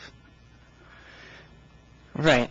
Again, yeah. Particularly when we show labor savings, it's the cost perspective is from the current day costs, whether that changes up or down. That's what's modeled. The operational benefits that we've modeled match the needs assessment that we reviewed in May. Our implementation schedule, we applied the operational savings proportional to, or the operational costs proportional to the deployment schedule. So if we have a 3-year deployment, we apply that linearly. The revenue recovery from increased meter accuracy when we go out and replace a whole number of meters, the meter accuracy increases from where it is today to back to 100%. And so we apply that recovery, but then we also degrade it with time as that meter ages. And staffing we'll get into in a little more detail on the next few slides with Joel. So Joel will cover the rest of the assumptions. So I'll hand it over to you. Thank you very much, Ben. Okay. Sorry. There we go. So whenever you're doing an AMI project, there's a couple things you need to do. And the one is take an assessment of the entire meter population. And there's really two elements to that assessment. One is to assess meter accuracy. So what's the age of your meter population? Based on the age, you can predict accuracy of the meters. So we did that. The second piece is how are you able to upgrade, or will the meters upgrade to an AMI endpoint? So those are two elements that really start to make the decision between do you replace water meters or are you able to upgrade water meters?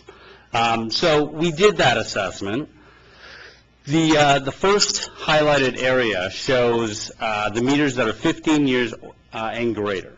And these are meters that are at or well beyond their expected replacement age. Back in 1999, you guys did a study on meter accuracy and determined that the ideal replacement age is 15 years. Now, that doesn't mean all meters have to be replaced at 15 years, but that is at the point where the payback starts to make sense. So the meters is about 33% or 36%, sorry, of the meters in your population are at or beyond that age. And this probably would represent some of the residential meter replacement that you haven't done has aged your population. So scenario 0 assumes that those meters are going to be replaced in an accelerated manner. So the second element we had talked about was, or we did for the assessment, was are the meters compatible with an AMI endpoint? Your meter population is based on direct read meters. And what that means is an AMI endpoint is not able to read your meter. There's no technology within your meter that allows it to be read. And that's pretty standard for water utilities that have meters in meter pits, because you're able to gain access to the meter, read it very easily, very cheaply in a handheld.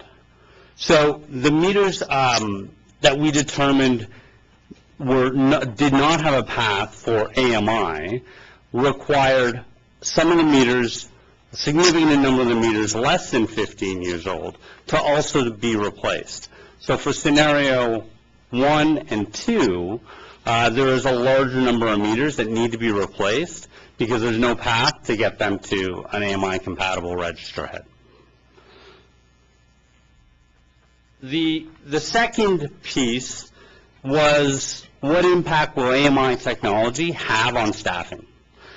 So there's definitely some benefits there will be some efficiencies found in some of the staff that you have right now. But there will also be some staff that you need. There's going to be some roles that you need to have in order to support the system. So on the ones on the efficiency side, obviously you guys currently have meter readers, manually reading the meters. Once an AMI system has been deployed, you're no longer going to need them. So they would be reallocated outside of the meter-to-cash cycle. You have customer service personnel who receive calls for high bills, for high bill complaints.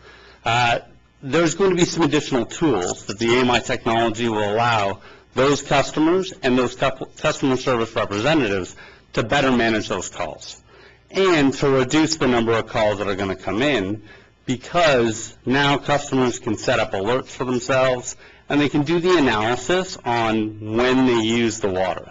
So they can change their consumption pattern. There's special reads, so you currently have a couple people doing special reads. These are move-ins, move-outs, and also rereads. So there will be some small impact in this area, but the technology will also allow you to do what we call a virtual turn-off, which is basically you don't turn the water off, you put them into a group, and then you monitor that group for consumption. So you're going to reduce the effort, and you don't have to go turn them off because you're able to monitor them instead. Lastly, on the meter maintenance side, you do have about 1,500 meter replacements are performed reactively. And this is because the meters are aging, they couldn't be read, they stopped. So as we replace a large percentage of the meters, we're expecting some of that reactive maintenance to be reduced.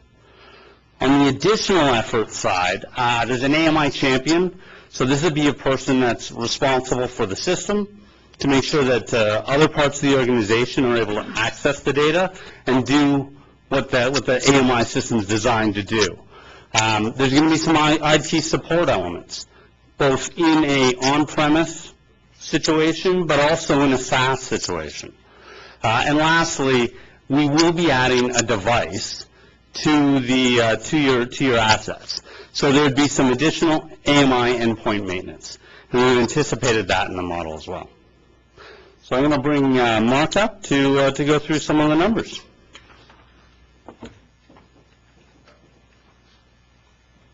So, we have a number.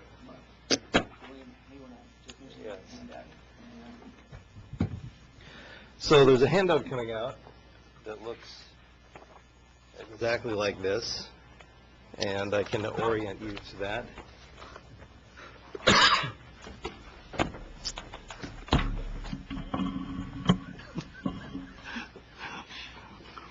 Great.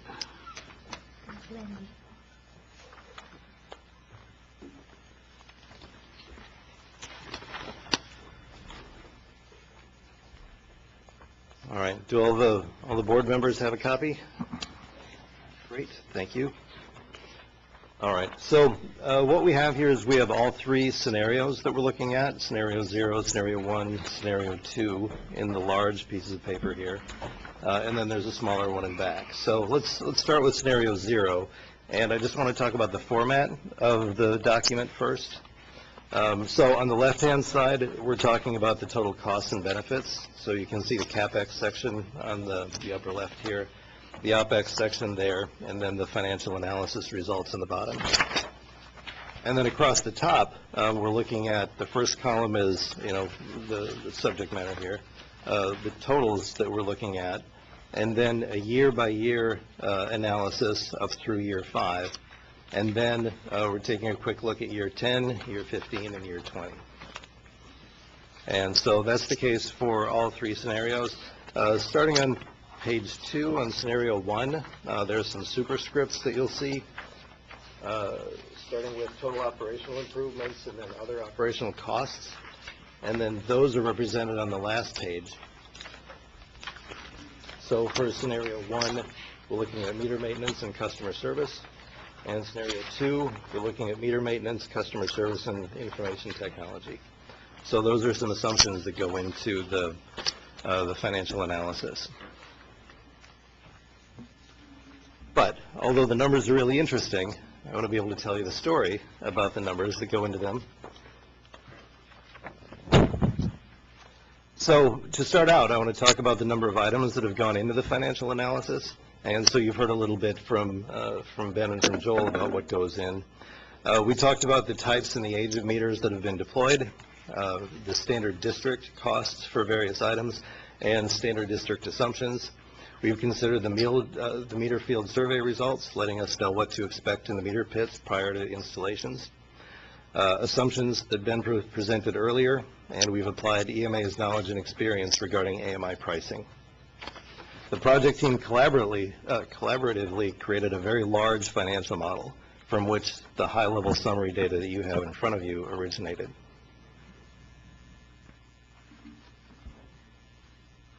So the first part is scenario 0, which is our baseline and assumes no AMI project. Meter reading equipment costs are $84,000. As Ben mentioned, if the district continues with the current system, handhelds and meter reading software will need to be replaced, and system support ends on the existing system in 2020. Metering equipment costs are $16.49 million. Ben referred to the catch-up period where older meters would occur over the 3-year period. Oh, sure.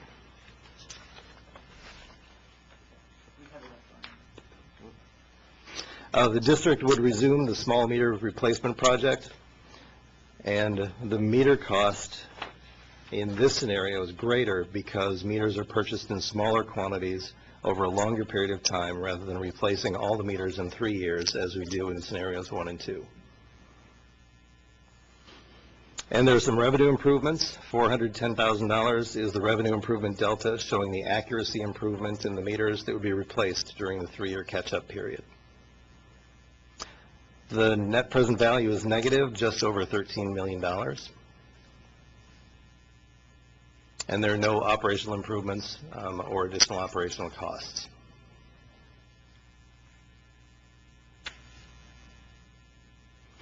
So in scenario 1, we're looking at AMI with a fixed network. As Ben and Joel both mentioned, that this is the highest CapEx cost. Scenarios 1 and 2 assume replacing lids to accommodate a flat antenna for the endpoint to use. The endpoint is attached to the underside of the lid. AMI system costs are $11.6 million. In Scenario 1, the AMI system costs are related to the endpoint deployment, capital costs for the data collectors, which is a conservative estimate based on coverage studies EMA has performed earlier in the project.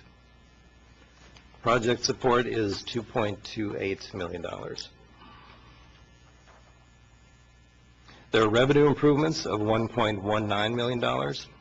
Revenue improvements, there we go.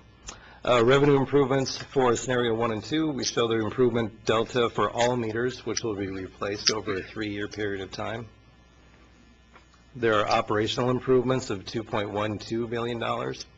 Some operational cost improvement calculations can be easily determined, and when costs are eliminated, there's a direct impact to the district's operational budget. The operational improvements come in 4 categories. There's meter reading, meter maintenance, customer service and billing, and distribution center management. In meter reading, we're talking about regular meter reading, special reads that include rereads, high-low check reads, and move-in and move-out reads. The cost of these functions go down significantly with an AMI system because the system communicates the consumption data via the AMI network rather than manual intervention. There's endpoint maintenance. Applying technology to the district's meter maintenance group will reduce the work the department is responsible for. Today, there are a number of field visits to replace meters when the meters cannot be read. This work will be positively impacted by replacing meters in the AMI project. In addition to these savings, AMI system comes with some additional maintenance costs related to the endpoint, and I'll talk about the costs in a moment. We also have customer service and water billing. Within the customer service and water billing functions, there are several areas identified that will be impacted by the application of AMI technology. Some of these impacted areas will reduce direct costs, while others will create efficiencies within the existing organization, allowing resources to spend time on other areas within the department. Examples include how we can reduce or avoid leak credits through proactive leak alerts to customers, and customer access to a portal where they will be able to display the hourly AMI data for review in historical comparison. This will reduce the number of calls, investigations, and field visits to high bill investigations. And also distribution system management. AMI technology can be used in other parts of the utility to improve the district's ability to manage the water distribution systems. Hourly consumption data provided by the AMI system will allow the district to focus on reducing apparent and real water losses across the entire system. There are operational costs of $64,000. AMI endpoint maintenance. So the AMI system adds equipment that will require maintenance. For example, the endpoint may stop reporting, so a field visit will be necessary, or if there's some other problem at the endpoint. Customer service and billing. The AMI champion is a dedicated full-time equivalent to maintain the AMI system operations to preserve the meter-to-cash billing process. And IT support costs. Meter reading software and equipment currently in use by the district requires very little IT support. Today, the software exists on a single workstation using a single file transfer process to support the meter reading and billing processes. The introduction of AMI technology will require additional IT support due to the amount of data that will be collected and the system interfaces that will be added. Scenario 1 includes support costs for the fixed network data collectors, the meter reading software, collection software, meter data management, the customer portal, and IT system support.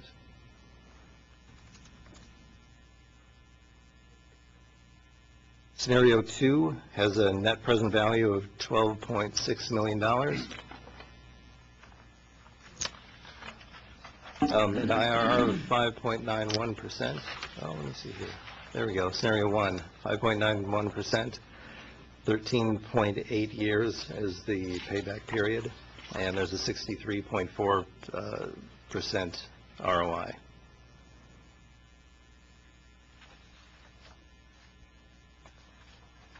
And then in scenario 2, revenue improvements are the same as in scenario 1 because the AMI benefits are the same in both places. The primary differences between scenario 1 and 2 are in the CapEx and the OpEx allocations. Scenario 1 includes a fixed network with data collectors, which is a significant CapEx expense.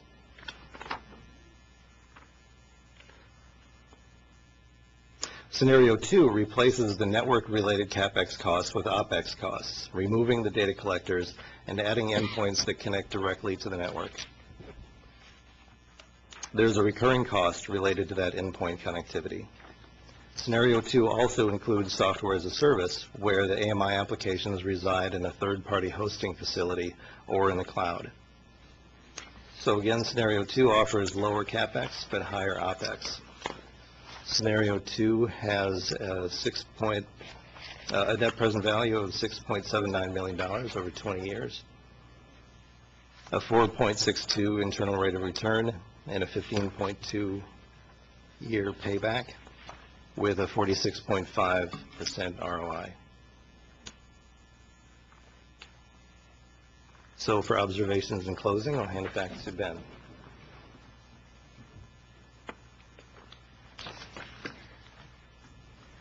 Yeah, thanks, Mark. I am fully aware that we just descended a lot of data on you guys.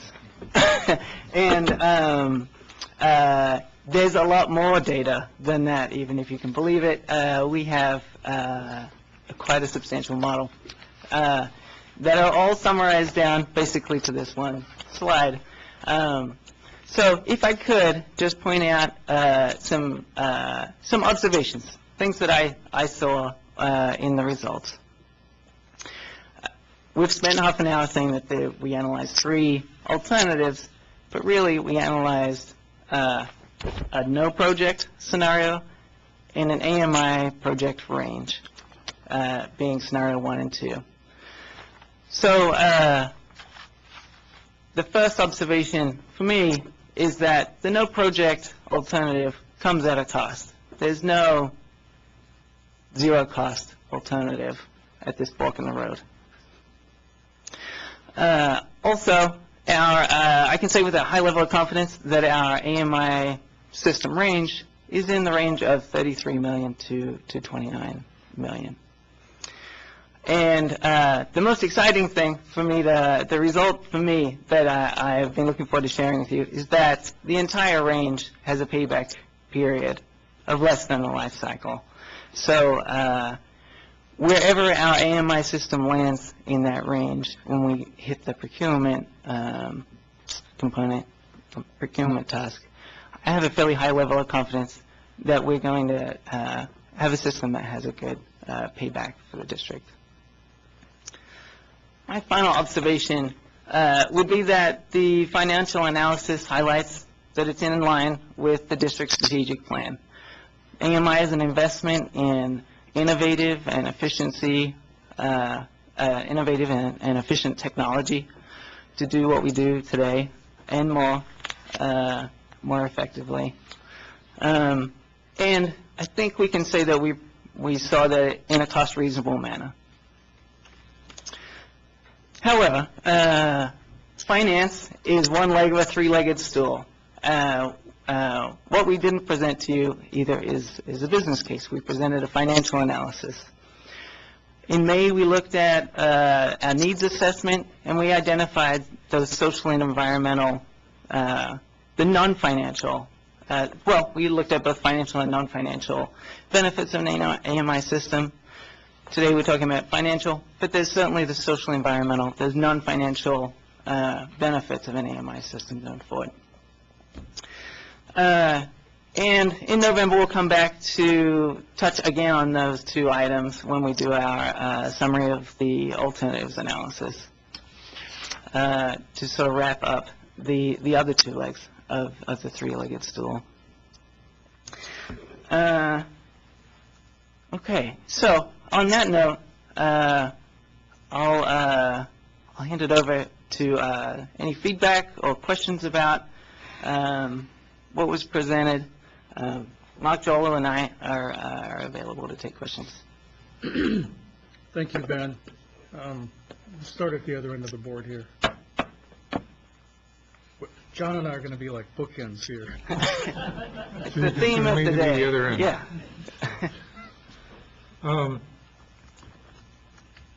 I think we will eventually have a AMI type system in this district. Of course, my mind is the technology and the timing such that it's there. It's rapidly evolving technology, and the technical life of this might be in months, certainly a few years, not 15 years. It's going to be obsolete because it was made in certainly fully obsolete in 3 years. So what type of decision are we making, and does it make sense to make that change now? Scenario 0, the base scenario, I think, needs to be modified and expanded quite a bit. We have an AMI system to date that we've tested in the pilot program. Limited. We had 400 of our neediest customers. None were interested in reading their meters on a daily basis or on their cell phone. Zero response. Maybe some in the community that would, but there are mechanisms by which we could tie them in individually if we're going to do it. It's expensive. It's going to run about $400 a customer. They're going to have to pay for it. When I look at technology and meters, we have a legislative requirement now for identifying non-revenue water. There was no comment in here about ultrasonic or pulse technology meters, where the saving picks up an additional 5% of low flow, which are currently not being recorded with the positive displacement meters. Director Weed, could you speak more directly to your microphone? Okay. Please. The Stand it closer to you. 5%. The savings with ultrasonic is $5 million a year, not $500,000 a year, and increased accuracy of $400,000 that you've identified here by upgrading the existing meters. Huge difference. There are districts in the area which have used ultrasonic when they went to AMI, Coastside, Mid-Peninsula, Carpinteria, just named 3. It really is, I would think, the approach, and I'm just concerned that in our survey, you, in the results, seem to merely look at upgrading the existing meters and assume that we were going to have the same type. The payback period of 15 years. This board turned down and rejected a proposal to replace all of our existing meters because it had a payback of about 15 years. It didn't make a sound business case. We can achieve the same, under the zero-base concept, many of the same savings by modifying the methodologies that we use. We can today bill monthly. We can read 3 or 4 times a year. It's not going to change for the vast majority of our customers. We fortunately did not get sucked into a tiered rate system, which would have tied our hands and made it difficult to do so. We have a base rate, and we can operate on that. When we talk about an AMI champion, there are contractors out there that may play that role, and I think a footnote would be needed. Badger proposes to come in and put in an entire system that they will operate and run, install, and even probably hire someone to be a champion on site to take care of it, if we wanted to go that route. That's another contractual issue we can look at when we get to the business plan. Other suppliers the same way. And even Badger is going to ultrasonic. That's the new technology. It may not be fully in place. There's another option, which is Bluetooth. PG&E, the electric company, Southern California Edison, are already reading 2 smart meters at every location. How much more difficult is it for them to pick up a 3rd? They have the infrastructure in place to handle that. The IT, the communications, it's just hooking up the new meters to an existing system that's already in place. The technology itself is changing incredibly fast. We talked about in our fixed-base system building towers in the original proposal. It's going to be a number of years. This week, I read where Verizon in the city of L.A. is strapping their 5G transponders onto electrolyers, lampposts. They don't need to build towers anymore.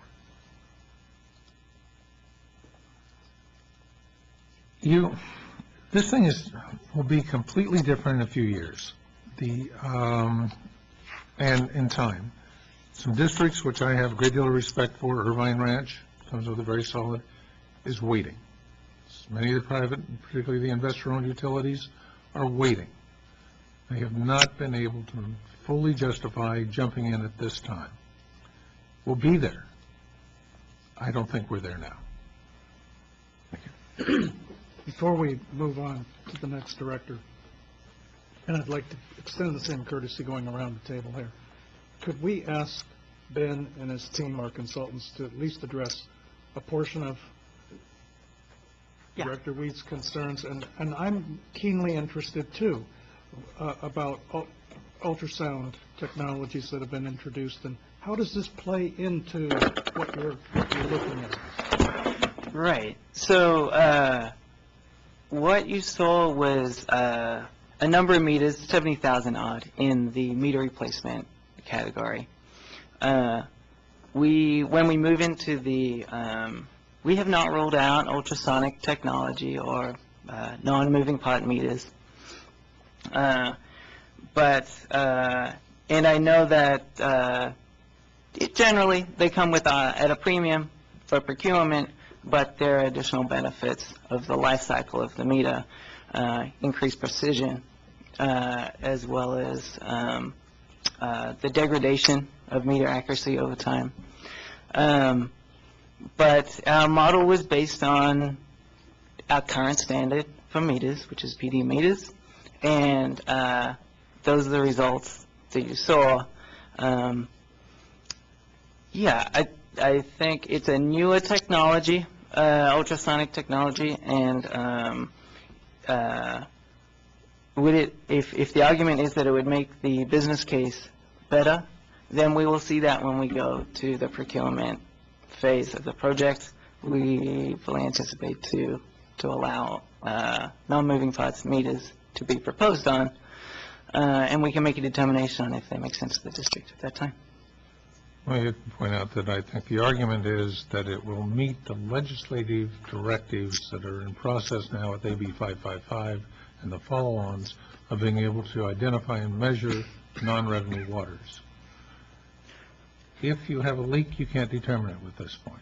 Currently, our annual expenses for lost water due to a main break or some type of leak on site is only $2,500. And the avoided cost, which is really the commodity cost, is a small fraction of that. It's probably under $1 a day that we're currently experiencing in water losses. And we're getting maybe one telephone call a workday that we might be able to provide some additional information on. We have a remarkably low water loss in this system from the customer standpoint at this time. So there's no drive there. It just seems to fail at every level. So I actually have a follow-up question, Ben. Right. So are ultrasonic meters incompatible with AMI? Ultrasonic meters are compatible with They AMI are. technology. Right. Yes. So here's the point. The models and the scenario you presented is to allow us to do a cost comparison. There is no intent here in taking out ultrasonic meters. If it works, we could tandem it with AMI.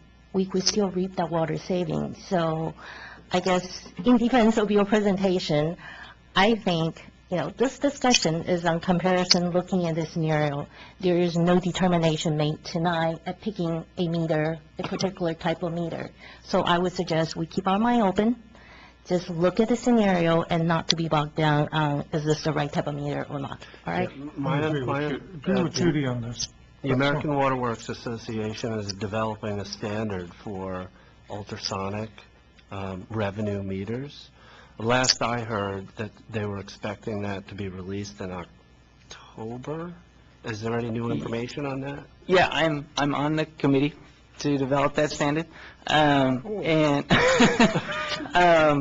I got the final version in my inbox this week, and it'll be released to the public, I believe this month. So it'll be released to the greater AWWA. May I suggest a line item on your chart that you did, evaluating AMI as one of the options would be appropriate? Ultrasonic as an alternative. So, It's part of the global universe of AMI solutions. It's Right. one of the possible AMI solutions. I believe that there are financial benefits to non-moving parts meters, but it's a newer technology that comes with some other considerations. And so it's a matter of weighting the two against each other. As I said, I think I have a lot of confidence in these numbers. They could be, if they get better, that's great. So I guess this is where I'm going to jump in and say everything is relative. If there's a benefit to us using ultrasonic meters, it will reflect in the meter capital cost one way or another. And for all three scenarios, that number will go out. So if we choose to go to a different type of meter, the difference probably will be in the rate of return, in a bit more in the up cost, but relatively for the scenarios you were presented, the delta is still very similar. So once again, let's move back to look at the scenario, whichever type of meter we pick, the comparative difference in different scenario in terms of magnitude would be the same or similar, very close, because the number of meter go up and down. Right. The cost per meter goes up and down, but that adjustment will be made throughout the three scenarios. So. Right. Yeah, I think that's a fair assessment. So I think we spend more time talking about meters than AMI. I believe Dr. Wee has other questions in terms of, or other comments. I have one other thing I'd like to pick up on from Director Weed. When it comes to state legislation like 555 and trying to meet requirements for measuring water loss in the system and addressing that water loss so we minimize it, how is that part of the business case for AMI? How does AB 555 is not my... AMI benefit us? How does it benefit us? I am not an expert in AB 555, but I believe it's to do with the apparent and real losses, and so having a more accurate, more precise meter population will help us. Is that? I can add. Can I? Sure, I can add to that too. The benefit of AMI is you have the information at the same time. We read our meters. You read a residential meter every other month. The way the meter loss is calculated is on some annual or fiscal year basis, and you arbitrarily set a line in time. So you have to prorate and estimate what that consumption is. So there's inaccuracies because we don't send out 1,000 meter readers to read every meter at the same time at the same day. So inherent through AMI provides you the ability to have more accurate information at a concise time from one year to the next to have more accurate data. Right. So currently, we do not have the ability for a given day to measure production, change in water storage in our reservoirs and tanks, and demand, which you would need to do to be able to see the loss of water in a given day and or over a given month. Because, as Mr. Peterson pointed out, the part of the equation that we don't have accurate information on is water demand. So AMI allows you to do these calculations. And I would also expect that, you know, we haven't talked about it, and it's different than AB 555, SB 555 rather, you know, on the conservation side, you know, customers are going to be able to manage their water demand better. But that's different than this issue. Okay. It begs the question as to why we have not done better instrumentation of our system, where we could have that information where you're looking at key points in the system where the water flow comes through. And I think you get a certain, AB 555 only addresses water law, non-revenue water. They've changed the word from water loss within the system.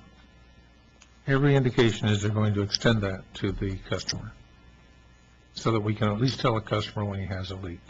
Currently, Southern California Edison has determined that when they're measuring gas, that half the anomalies are related to water, the hot water side. And they can measure leaks on a hot water system based on gas use. That level of sensitivity exists secondarily there because of the gas meters, but it also has the potential of being there on the water meters. And I would suggest if you're going to make a 15 to 20-year commitment, you probably want to be on the right side of that technical issue. And the only way to measure that throughout the household on different appliances is with ultrasound. Well, you can measure, there's actually since came out of Santa Cruz, something that claims that they can tell what your water use is on each appliance in the house. But that is I think, if it's hocus pocus or real, there is a company selling a device that they can hook to to your water intake that they claim they can monitor water consumption by type of device in the home. I find that curious, but who knows? Director Huang, do you have additional questions? I actually have a question, and I probably need staff to help me with this. I somehow was under the impression that our current meter is compatible with AMI. Is this the lot of meters that we never installed because we postponed the meter replacement program? Right, yeah, currently there's, as you saw on that slide, I'm not sure if this will get there fast enough or not, but about 36% of our meters are at or approaching end of life. There we go. Right, the meters in the green box, and those are primarily the small meter population, of which we postponed the small meter replacement program. So yeah, that does account for right there. Yeah, a large number of those meters. Yeah. So the compatibility with... Please use the mic since we're being recorded. Yeah, no problem. Thank you. The compatibility with AMI meters. So currently you spend about $52 for a water meter. Without AMI compatibility. In order to get AMI compatibility, it would increase the cost about $92. So because you weren't using the technology on the meters up until when you started to contemplate AMI, you were getting a very good cost on your meter. So that's the part of the reason why the meters out there existing don't have an encoder register on them. I see. Because you were getting a really good price on the meter. Okay. All right. So, and the next one is actually a clarification related to the small meter replacement, and this is more for the record. I think we postponed the meter replacement program not because there's no business case. If memory serves me right, the board decided to postpone the program due to the drought, and we do not want to place that burden on our customer at that point in time. There was actually a business case, and if memory serves me right, I actually supported the meter replacement program precisely because there was a business case. So that's just for the record. Besides that, thank you for the scenarios. I enjoy looking at all the evaluations and the details that you have gone into. and all the assumptions. I understand nothing is written in the stone, and that these are your best guesstimates at this point in time based on the information you have, but it's encouraging to see the payback period.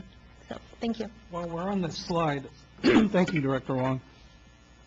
While we're on this slide, may I ask what the expected life or the expected life of a current water meter is? And then how does that compare with replacing it with newer AMI meters? Yeah, I have an answer to that, but I think Joel is our subject matter expert on all things meters, so I'll... So, the existing positive displacement water meter has a 15 to 25-year life, depending on water quality that can deteriorate the accuracy of the meter. The study that you guys did in 1999 determined that the ideal replacement age was around between 15 and 16 years. The new meters, so if we stuck with positive displacement meters, as long as we didn't have a battery within the register, then you would have a 15 to 25-year life as well. If we allowed for a battery in the register of a positive displacement meter, it would have a maximum 20-year life. If we went to an ultrasonic type meter or a non-mechanical type meter, then it would have a maximum 20-year life as well. I'm sorry to go out of order here, but I want to pick up on Director Huang's comments. So if in either case the life expectancy of the product is about 15 years, and the payback period on either scenario that you're proposing is approximately 15 years, then we're basing our return on investment case on the possible life extension beyond the 15 years. So there's almost no return on investment. Yeah, let me clarify. So the return on investment is the life of this project, the life of the AMI system is 20 years. So though the AMI endpoints come with a warranty that is a 10-year full replacement and 10-year prorated. So they have an expected life of 20 years. Those devices are separate from the water meter itself. So the questions were related to the water meter, where the water meter has anywhere from a 15 to 25-year life. But when I say it's ideal to replace it at 15 years, it doesn't mean the positive displacement meters are going to stop working. They're just declining in accuracy. So you're, between 15 and 25 years, every year you delay, the business case to replace them grows. So for the payback of the project is in around the 13-year range, and the life of the system is about 20 years. Does that answer your question? Kind of, but I'm hesitant to accept it, because if the payback period is 15 years and your average product is lasting 15 years, as I said, you're basing your ROI estimates entirely on the possible life extension beyond 15 years of product. So I It's have out in the field. I have a suggestion. I think this whole discussion about meter and capital costs of meter is clouding the issue here. We're talking about the investment in the AMI system. We need to replace the meter anyway within its life cycle. So it is almost a little bit unfair to talk about the payback period for a meter that we know we have to replace anyway. So if there's a way to look at this, setting aside that meter cost, we will just say we need to make an initial accelerated investment to buy the first batch of meter. See, is there a way to separate that out? Because right now the cost of meter replacement, which we have to do anyway, in terms of life of the project, is kind of diverting this discussion from the actual Sure. AMI infrastructure that we are talking about, I think it would be perfectly fair to quantify X amount of dollars of capital cost that's needed to perhaps between an AMI meter, compatible meter versus a non-AMI compatible meter. I think it's perfectly fair to put that delta in the capital cost. But if there's a way you could take out the normal meter replacement, because I think this is where the Sure. payback period discussion is clouding the issue, is that we have to pay that cost anyway. Those meters have to be replaced at some point in time. So I think, and we can do this more scientifically, but if you were to turn to scenario 1 or 2, you would see the,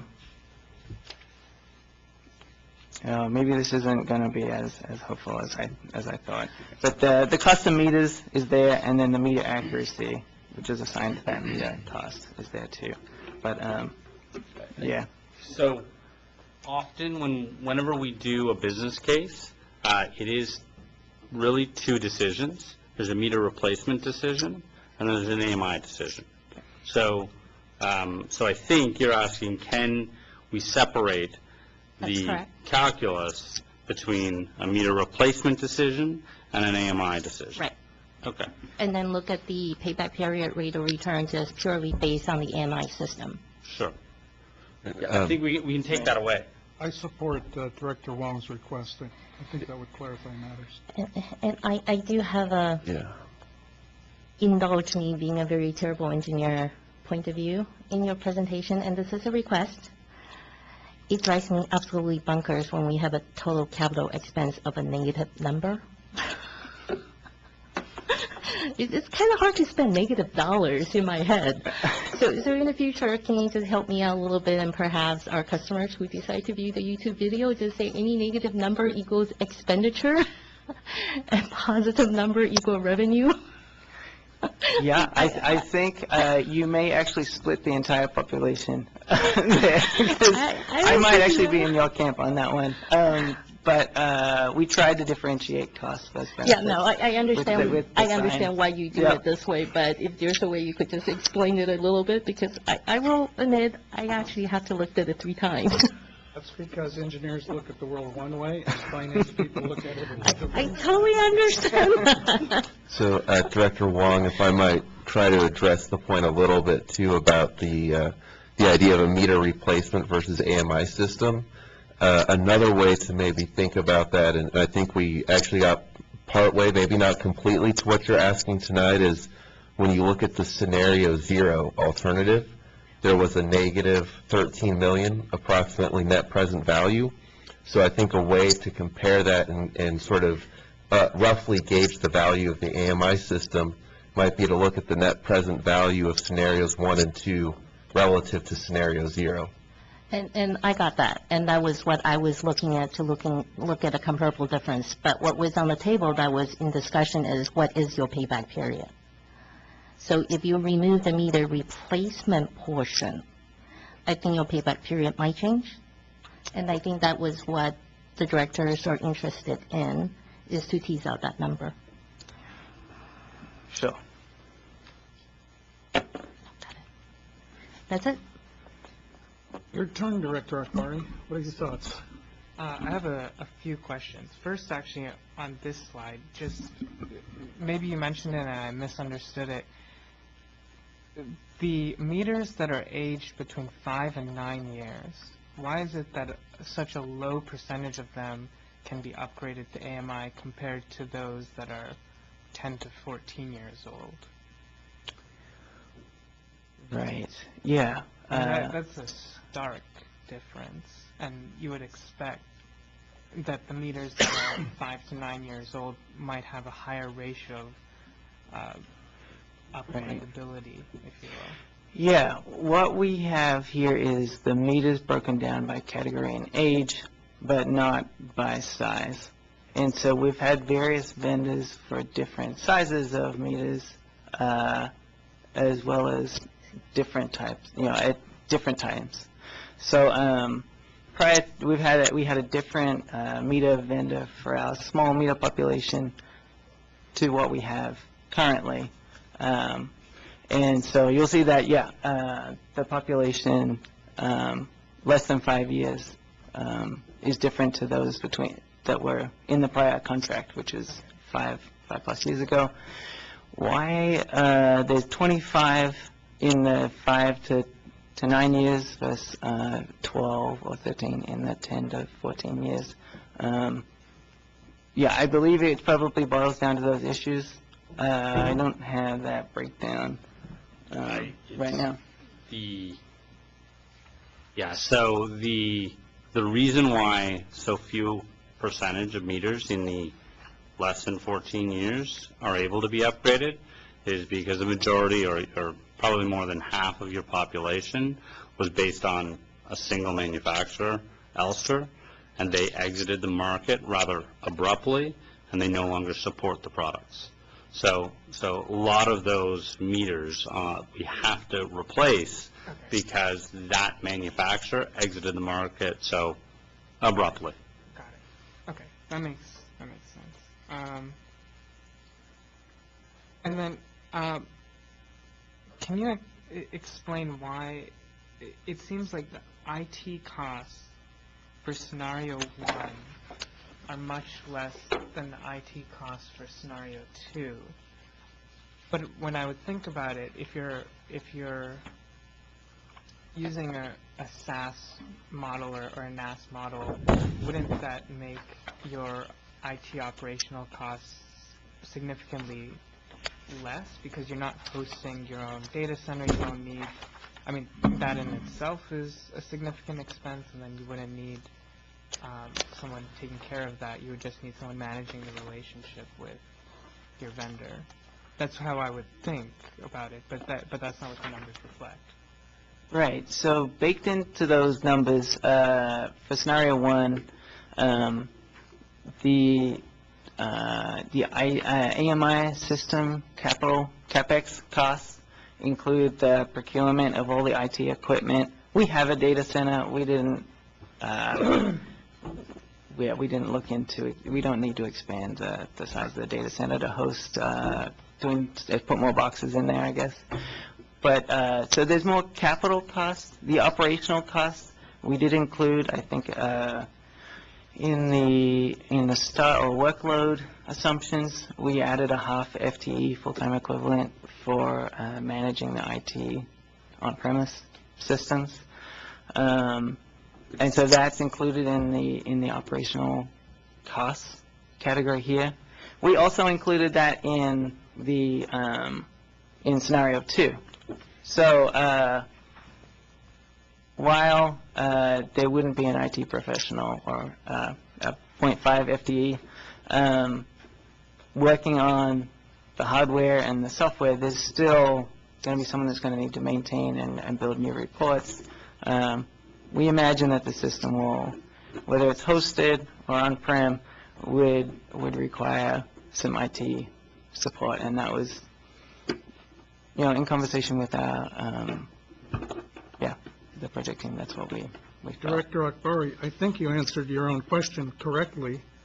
If you're looking at the operational costs, the IT licensing and support costs, it is a lot more for the fixed wireless system than it would be for, let's say, a hosted carrier or someone else. And so you're right on the point, but I think you were looking at the wrong section. Okay, yeah. There's a lot of numbers here. So there is, I'm kind of just looking at it at a glance, so thank you. No, good question. Clarification. And then, so I didn't quite understand the AMI champion role. Is that an SME, or is that someone just promoting the use of AMI within the agency? Like, right. I didn't exactly understand what the role would entail. Right. I guess regardless of what their title is, or regardless of whether they're staffed via contract or district staff, we included the cost for an AMI owner, and so that's someone who is managing the system, making sure that all the endpoints are reporting, someone is going to need to manage the system and make sure that it's fully functional at all times. So there's a number of functions that person would cover, and we included one FTE for that role. I mean, you could probably rattle off the functions of that person, but in a nutshell. Sure. So there'll be depending on the model, there'd be a monitoring function, monitoring the network, responding to outages, responding to alerts. There would be, when you look at the consumption side, there is running the reports, designing reports, testing reports, troubleshooting issues and alerts that come up, and then servicing some of that data to some of the other systems. And then there is the, train the trainer type role, where you want your AMI champion to train your frontline staff to be able to use the data, to be able to understand the data.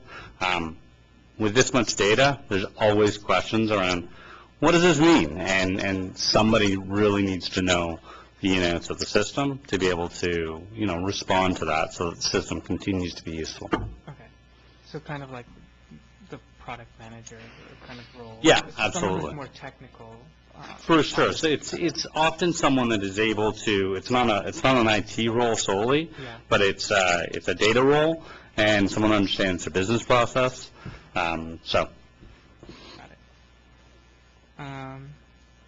Sorry, I wrote down a few questions. Let me make sure I everything. I think that about covers most of my questions and concerns. So, thank you. Appreciate it.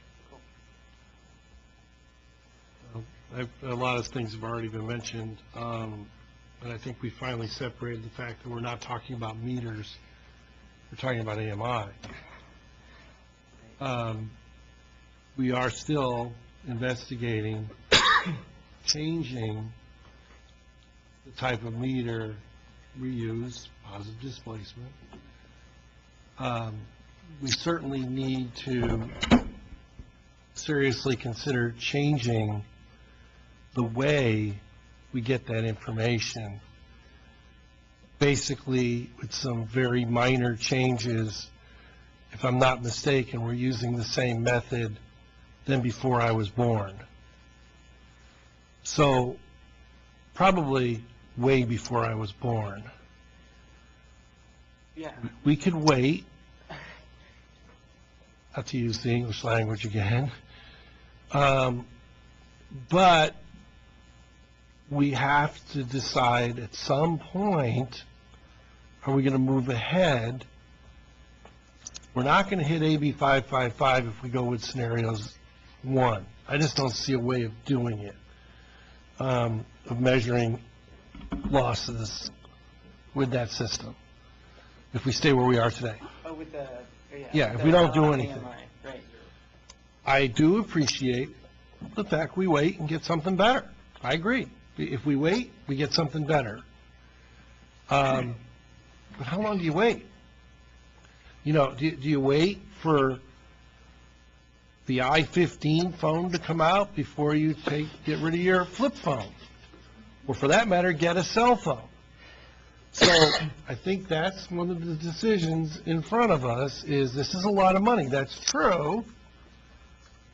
But we're going from a dial phone system that's attached to the wall, that's owned by the telephone company, to a smartphone.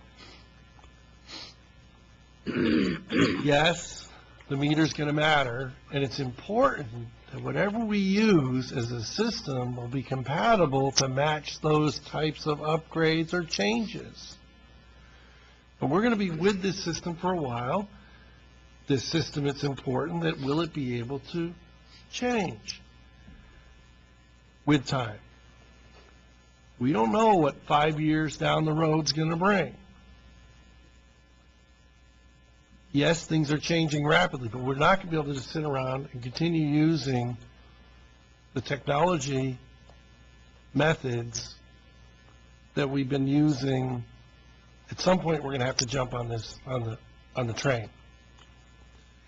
I support we get ready to jump on the train. From what I could determine here, I don't claim to be an IT expert, but there's enough people who are looking at this that we can make a conscious decision to accept a system that's going to be good for 20, 30 years, possibly upgradable. Certainly, I think at this point, with the technology changes in meters, we want to keep that in the picture, and we are. So I support where we're going with it. I've talked enough, I guess. Okay, let me provide a few observations and also ask some questions. So I've spent my career in technology in Silicon Valley, managing, different product lines and coming up that corporate ladder.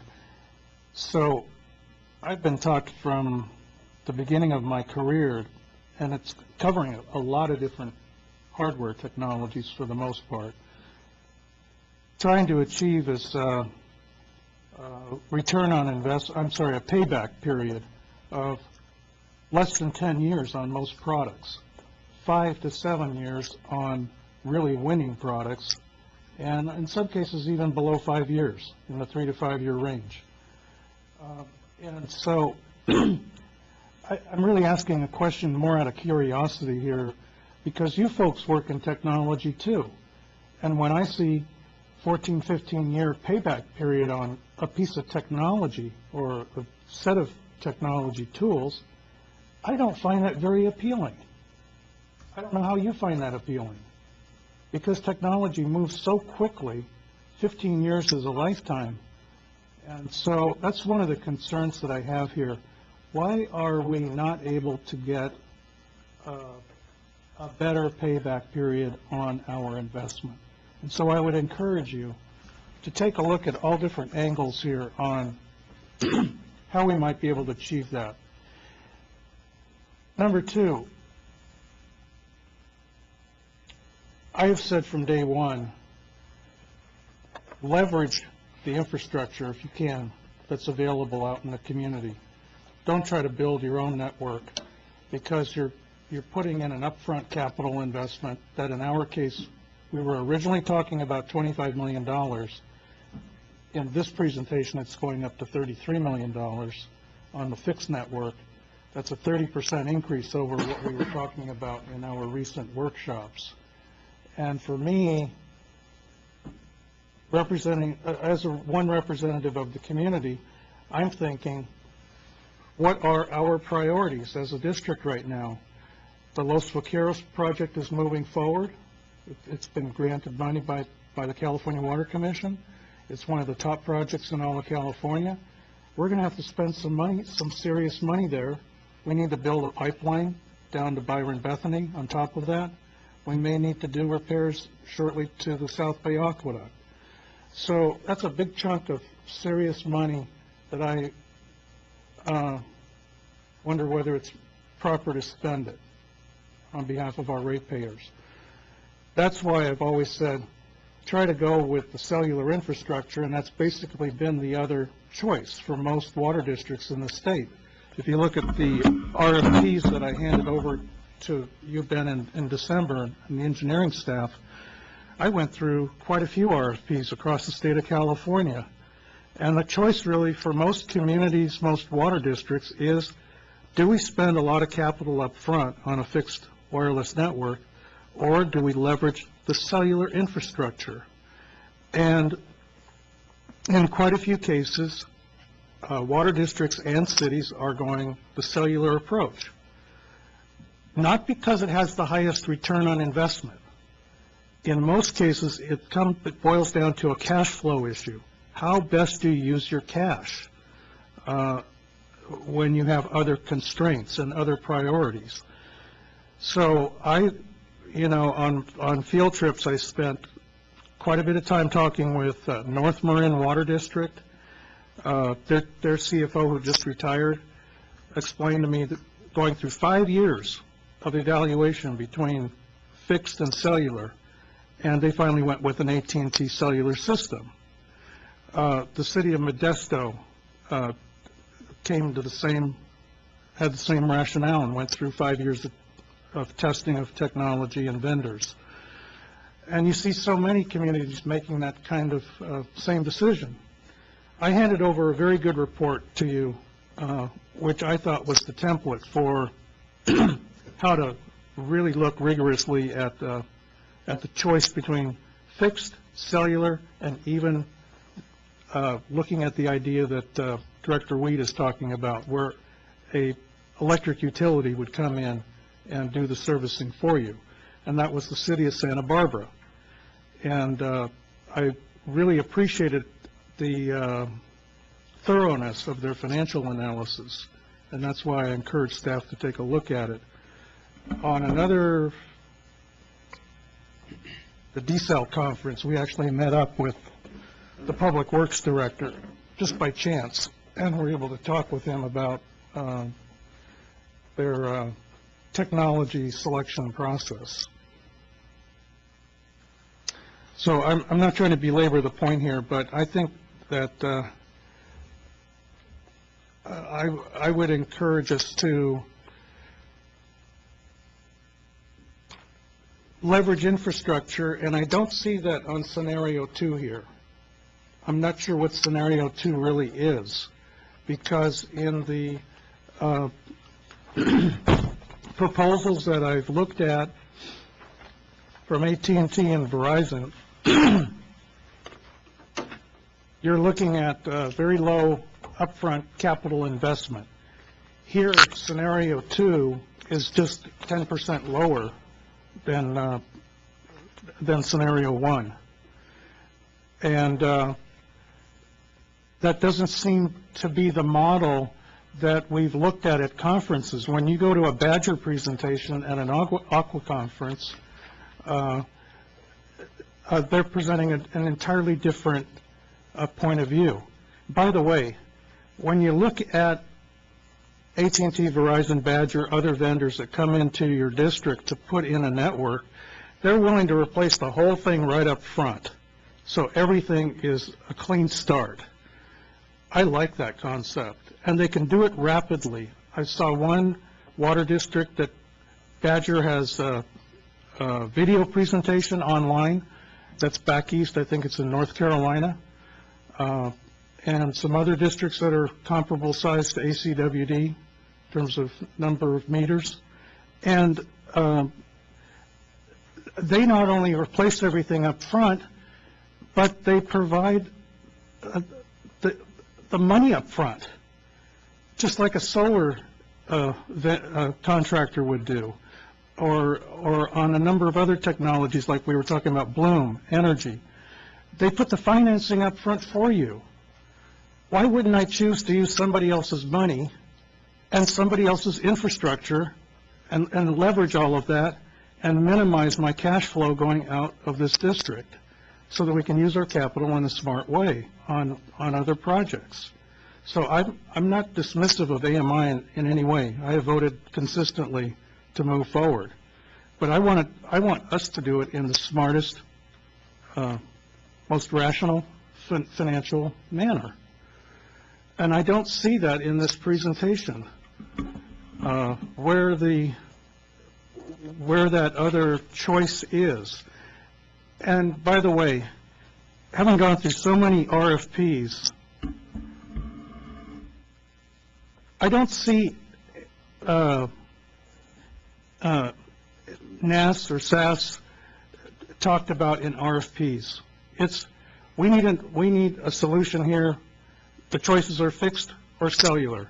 Give us your proposals.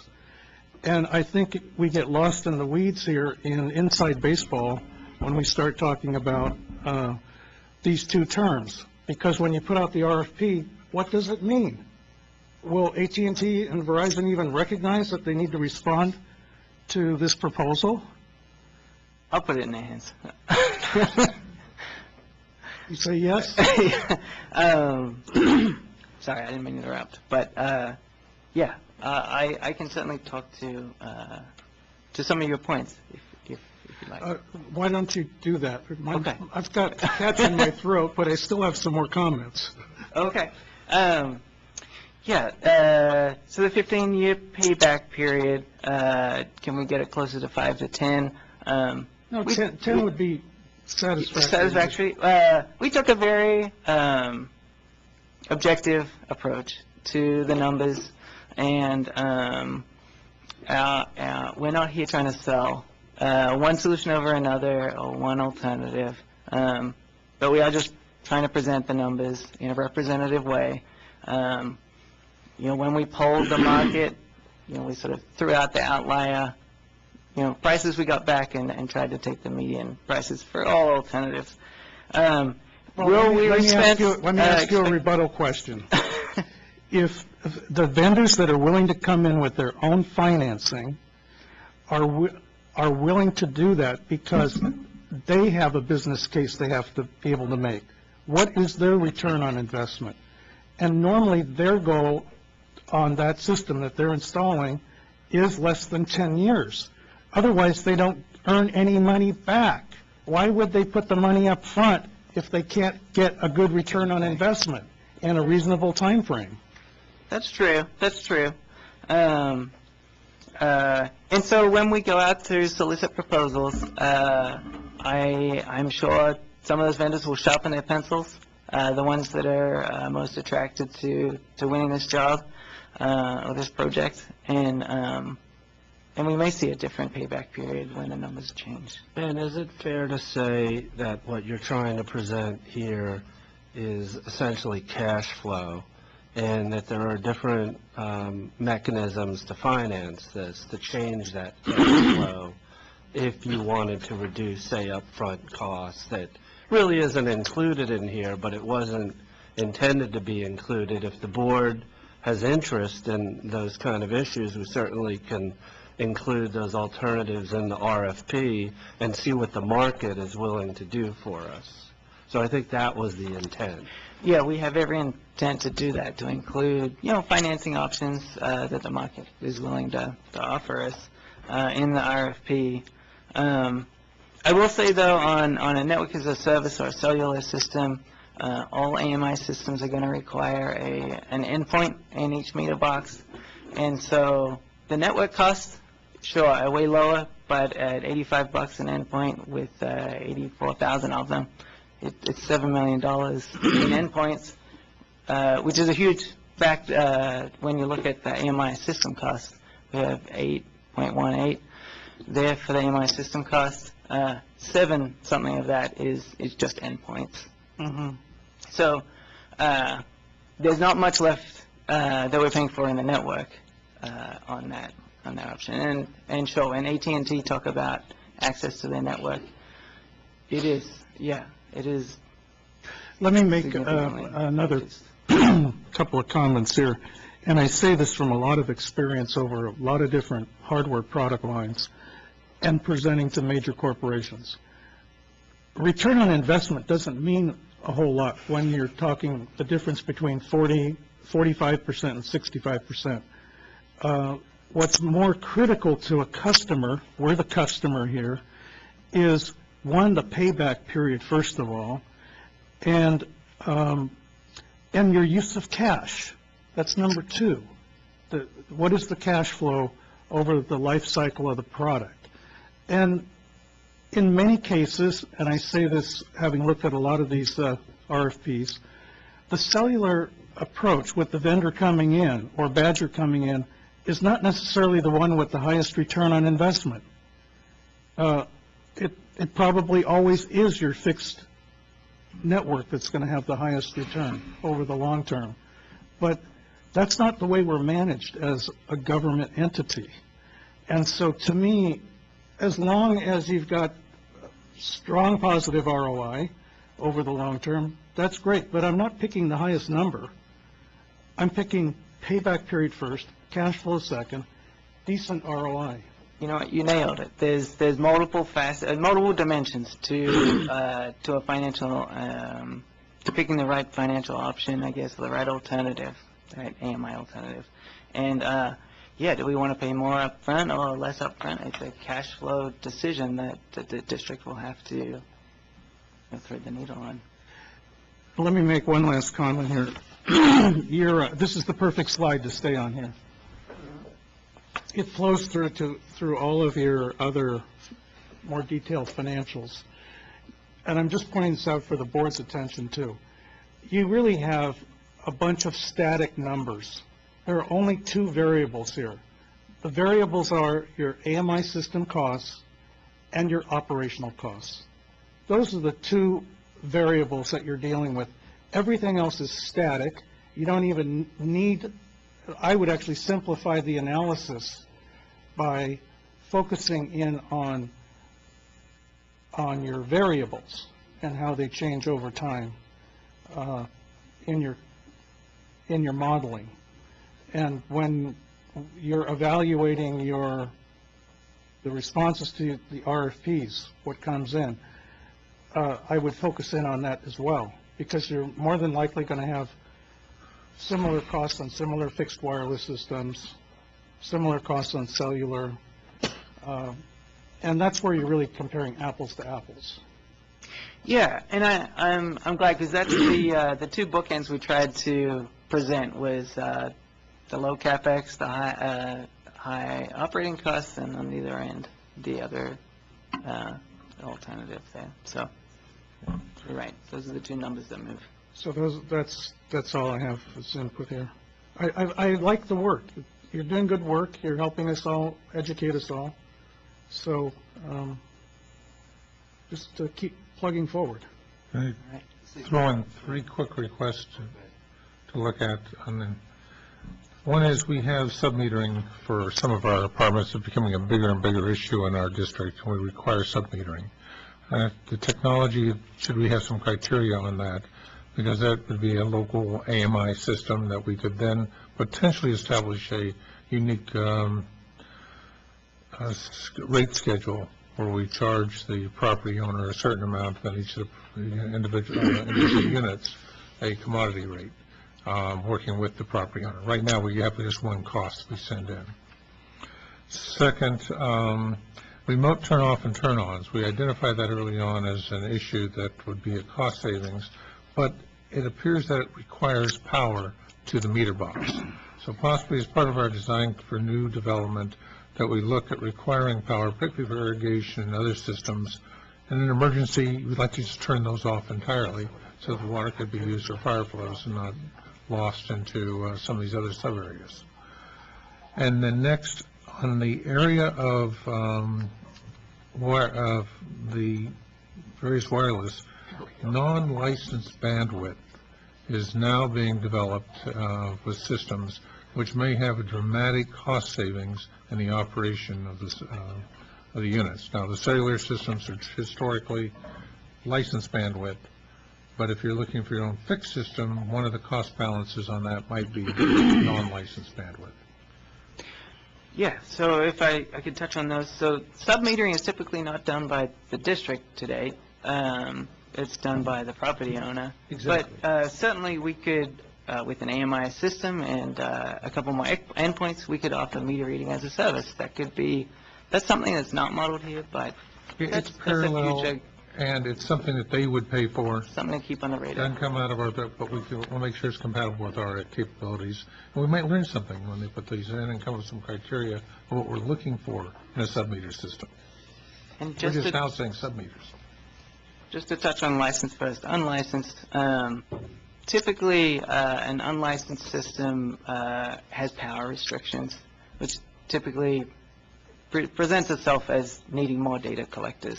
So that's more or less what we, that is, I guess, a more conservative approach to modeling a fixed network, and that, yeah. Well, with 5G and they're hanging them off of lampposts, maybe. Right, yeah, and microcell, yeah. Okay. Well, that's exactly how AT&T and Verizon are trying to sell the system right now, is on this new generation of cellular, going down to microcells, picocells, right into your neighborhood. So Ben, I had a couple of So Director Weed, the remote shutoffs that you were talking about in supplying power, so meters that contain remote shutoffs or separate remote shutoff valves, they would each have their own batteries that equipment comes with. So they wouldn't need external power to feed into them. I have seen, well, battery life is suspect, and I've seen products out there which have a 110 to 120 volt power source at the meter in order to operate the solenoid and have more reliable operation. Yeah, we would typically look at 20-year life on the warranty of the battery. The San Francisco encountered a 10-year lifespan, less than a 10-year lifespan. They were told 10 years, and they were running out there after a much shorter time frame. Yeah, we look forward to advanced technology that would let the warranty go that long. The other comment I had was Director Huang and Director Sethy. After hearing the conversation, both of the things that you were talking about, I think what we're doing is we're using, in part, the revenue savings from replacing the meters and to pay for the project, in part, looking at the entire project, but also using the AMI benefits to pay for the meter replacements. And so when we talk about a longer return on investment, we're also lumping in the cost of the meters, which, as you point out, we're going to replace anyway. So what we said earlier, trying to remove the cost of the meter replacement and looking at the AMI system separately would, I think, significantly improve the ROI. So it's already our takeaway to look at that, but I kind of wanted to wrap those two comments together to indicate that we suspect that there's going to be an improved ROI. Thank you. Where should we go from here?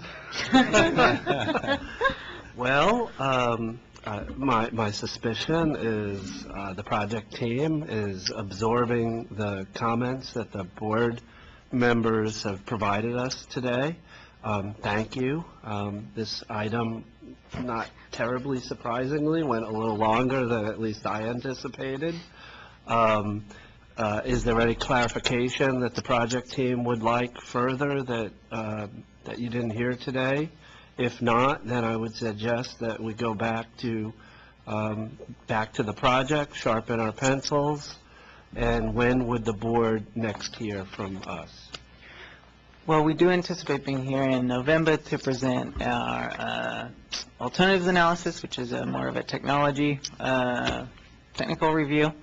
And we'll also be discussing the pathway forward and recommending an amendment to EMA to develop our RFP.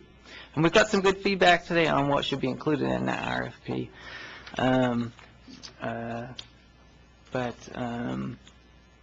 Yeah, we'll go back to the drawing board and come up with a plan for addressing this set of comments. I wouldn't characterize it as back to the drawing board. Sorry. We'll go back to my office tomorrow at 7:30 and I'll write some answers down. We're going to consider this input and then continue our efforts on the project. Yeah. Back to the drawing board. Yeah, no, that was a little drastic. No. Yeah. We'll update our scenarios. There you go. Thank you. Okay. Thank you. And thank you, directors. We appreciate your thoughtful feedback today. You might want to develop a scenario 3, which is somebody comes in and, like I said, we're leveraging the infrastructure. They're paying for the financing. That's a whole different business case, to take a look at. It's almost, I think what you're asking for is a minimal upfront capital cost. Mm-hmm. And that could apply to both scenarios. So I think that could potentially, if we get there, if we decide to go there, it could be built into the RFP. Sure. Right. Yeah, I think the proposal. It's really kind of financing, actually. Right, and actually, just to follow with it, I agree that a lot of the feedback that we got tonight, which was very helpful, really plays into what procurement process we might use and what that RFP might look like. Because ideally, we want the best overall value for the district. And if the district places a higher value on a lower upfront capital cost and a different cash flow structure, we can elicit that in the RFP process. And we can compare that to different types of proposals for different systems, different technologies, and we can potentially craft this procurement process to expose those different elements, and then the board can decide what's our priority, what do we want to achieve out of that procurement. And so we've got a lot of good feedback, and this will help us as we work on our discussion with the board in November, which will be about alternatives technology, but also preparing for the procurement phase and a proof of concept, which is the next big step. So that's what the board will see next. May I note that one thing that we have not discussed at all, and maybe we've killed it, was AMR, where you could put in your meter system, have the ability to read them remotely, but not have it in the overall network yet, and make that decision separately. You can drive around and read the meters. I think we already decided no on that, Director Weed. Okay. I'm saying As a that- board, we said we're moving forward with. But if you're going to make taking the a look at decision to AMI. move ahead with the meters, that would be an alternative as an interim until you get the network established. We've had that discussion before. That's not what we decided. So, okay, thank you very much all for presentation, answering questions. I hope we didn't delay you from taking a flight or something.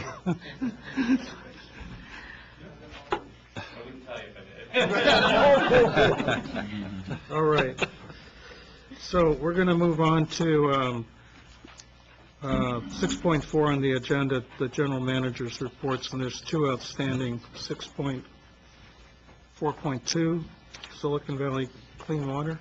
Yeah, actually, there's a couple of more items even beyond what we have Okay. here, if you will Great. indulge me. Yeah. Since we've been talking about technology, I'll turn this over to Ed first. I understand we just received a prestigious award. That's right, thank you. I just wanted to let the board know that on Tuesday, the district received notice from the Municipal Information Systems Association of California, or MISAC, that the district has earned the Achievement in Information Technology Practices Award for 2018.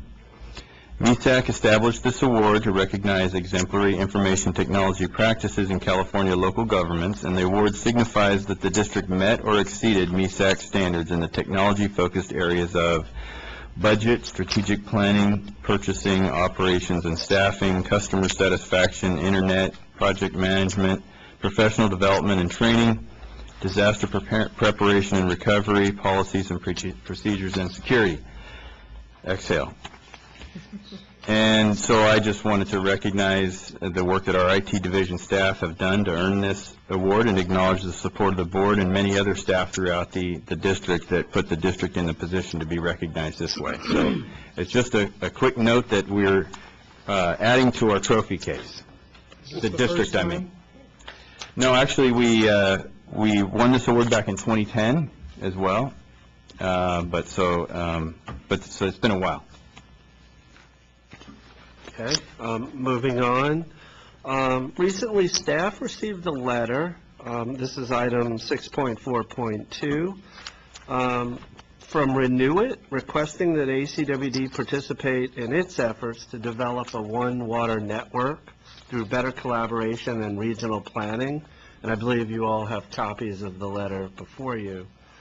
I and several ACWD directors attended the workshop that was held in March 2018 at Stanford University, and Renew It is requesting similar contributions to the one that they're requesting in this letter from other Bay Area water agencies.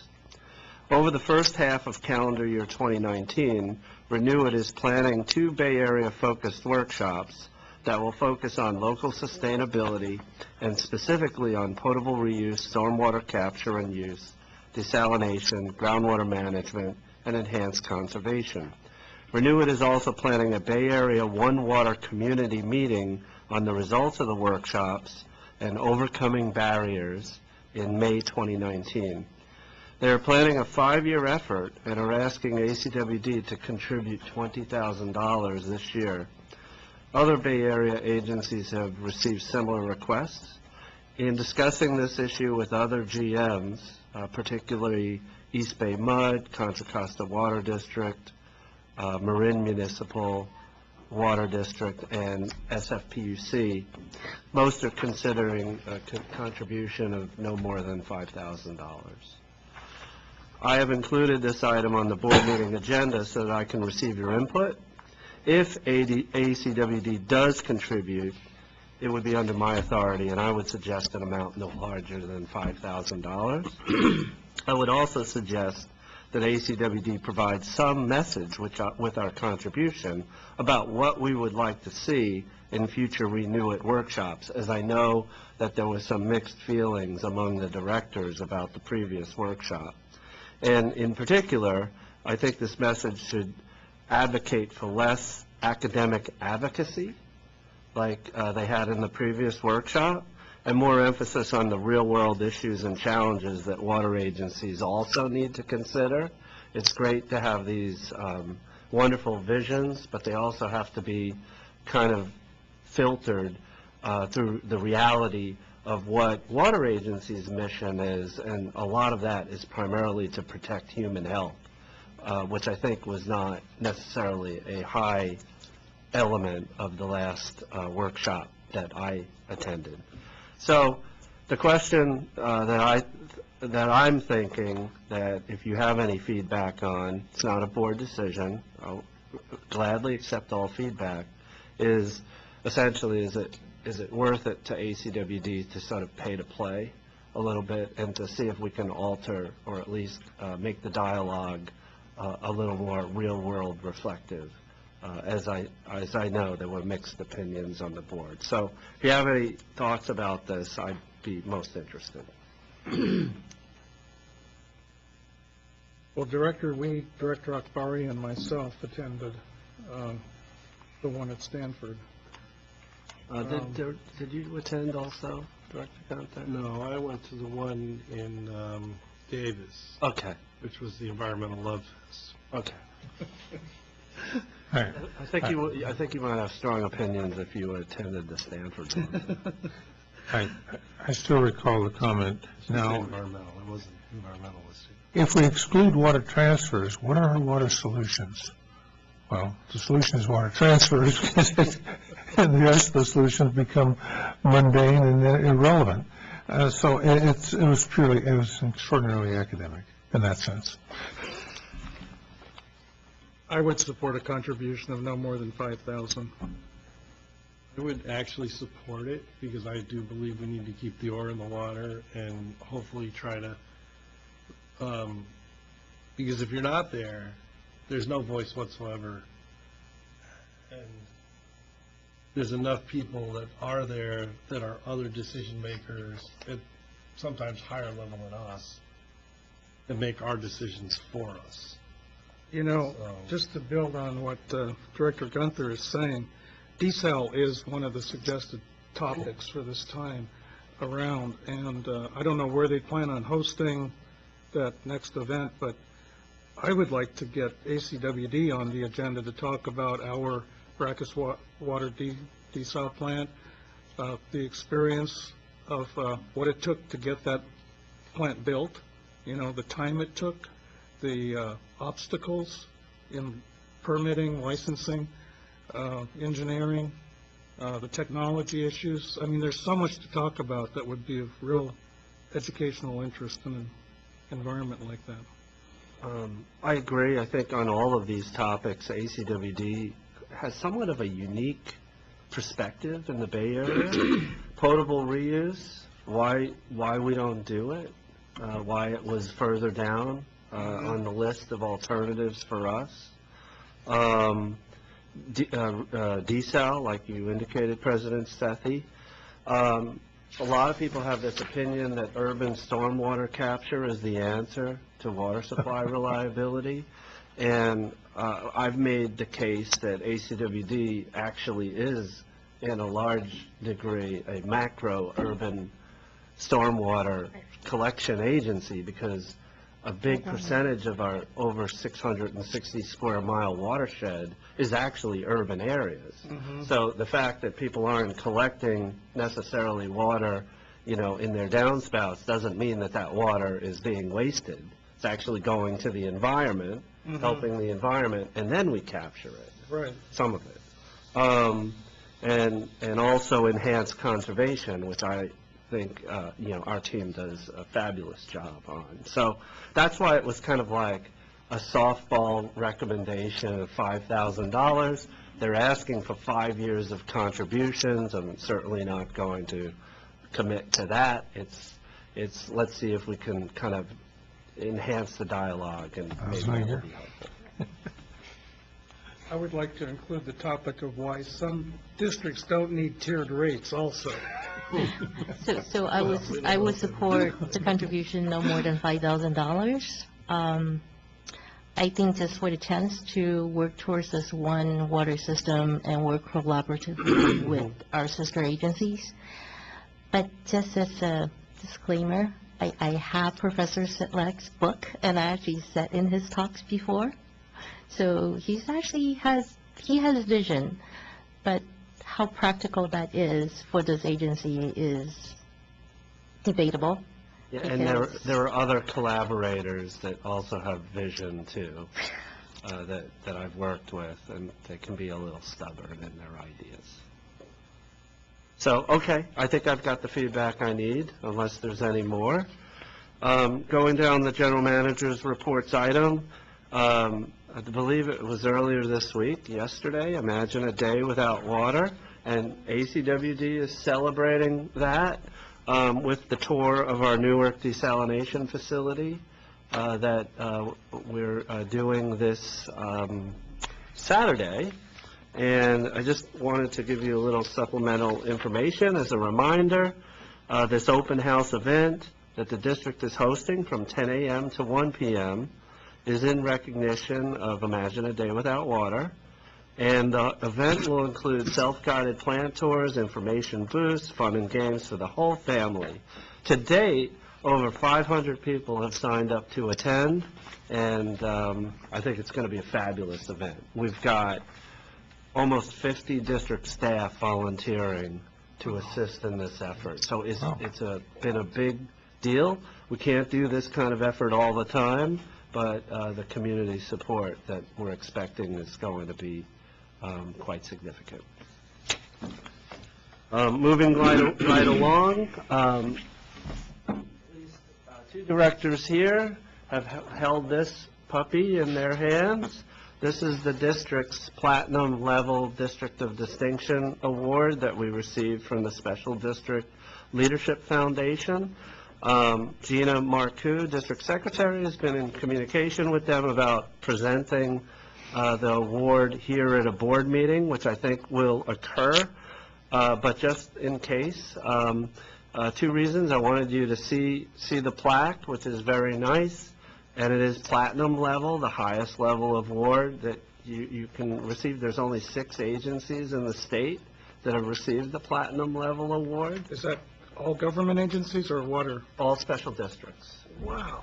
On the and that's based on the CSDA website that I looked at like last week. Wow. So we need some PR out of this. We will.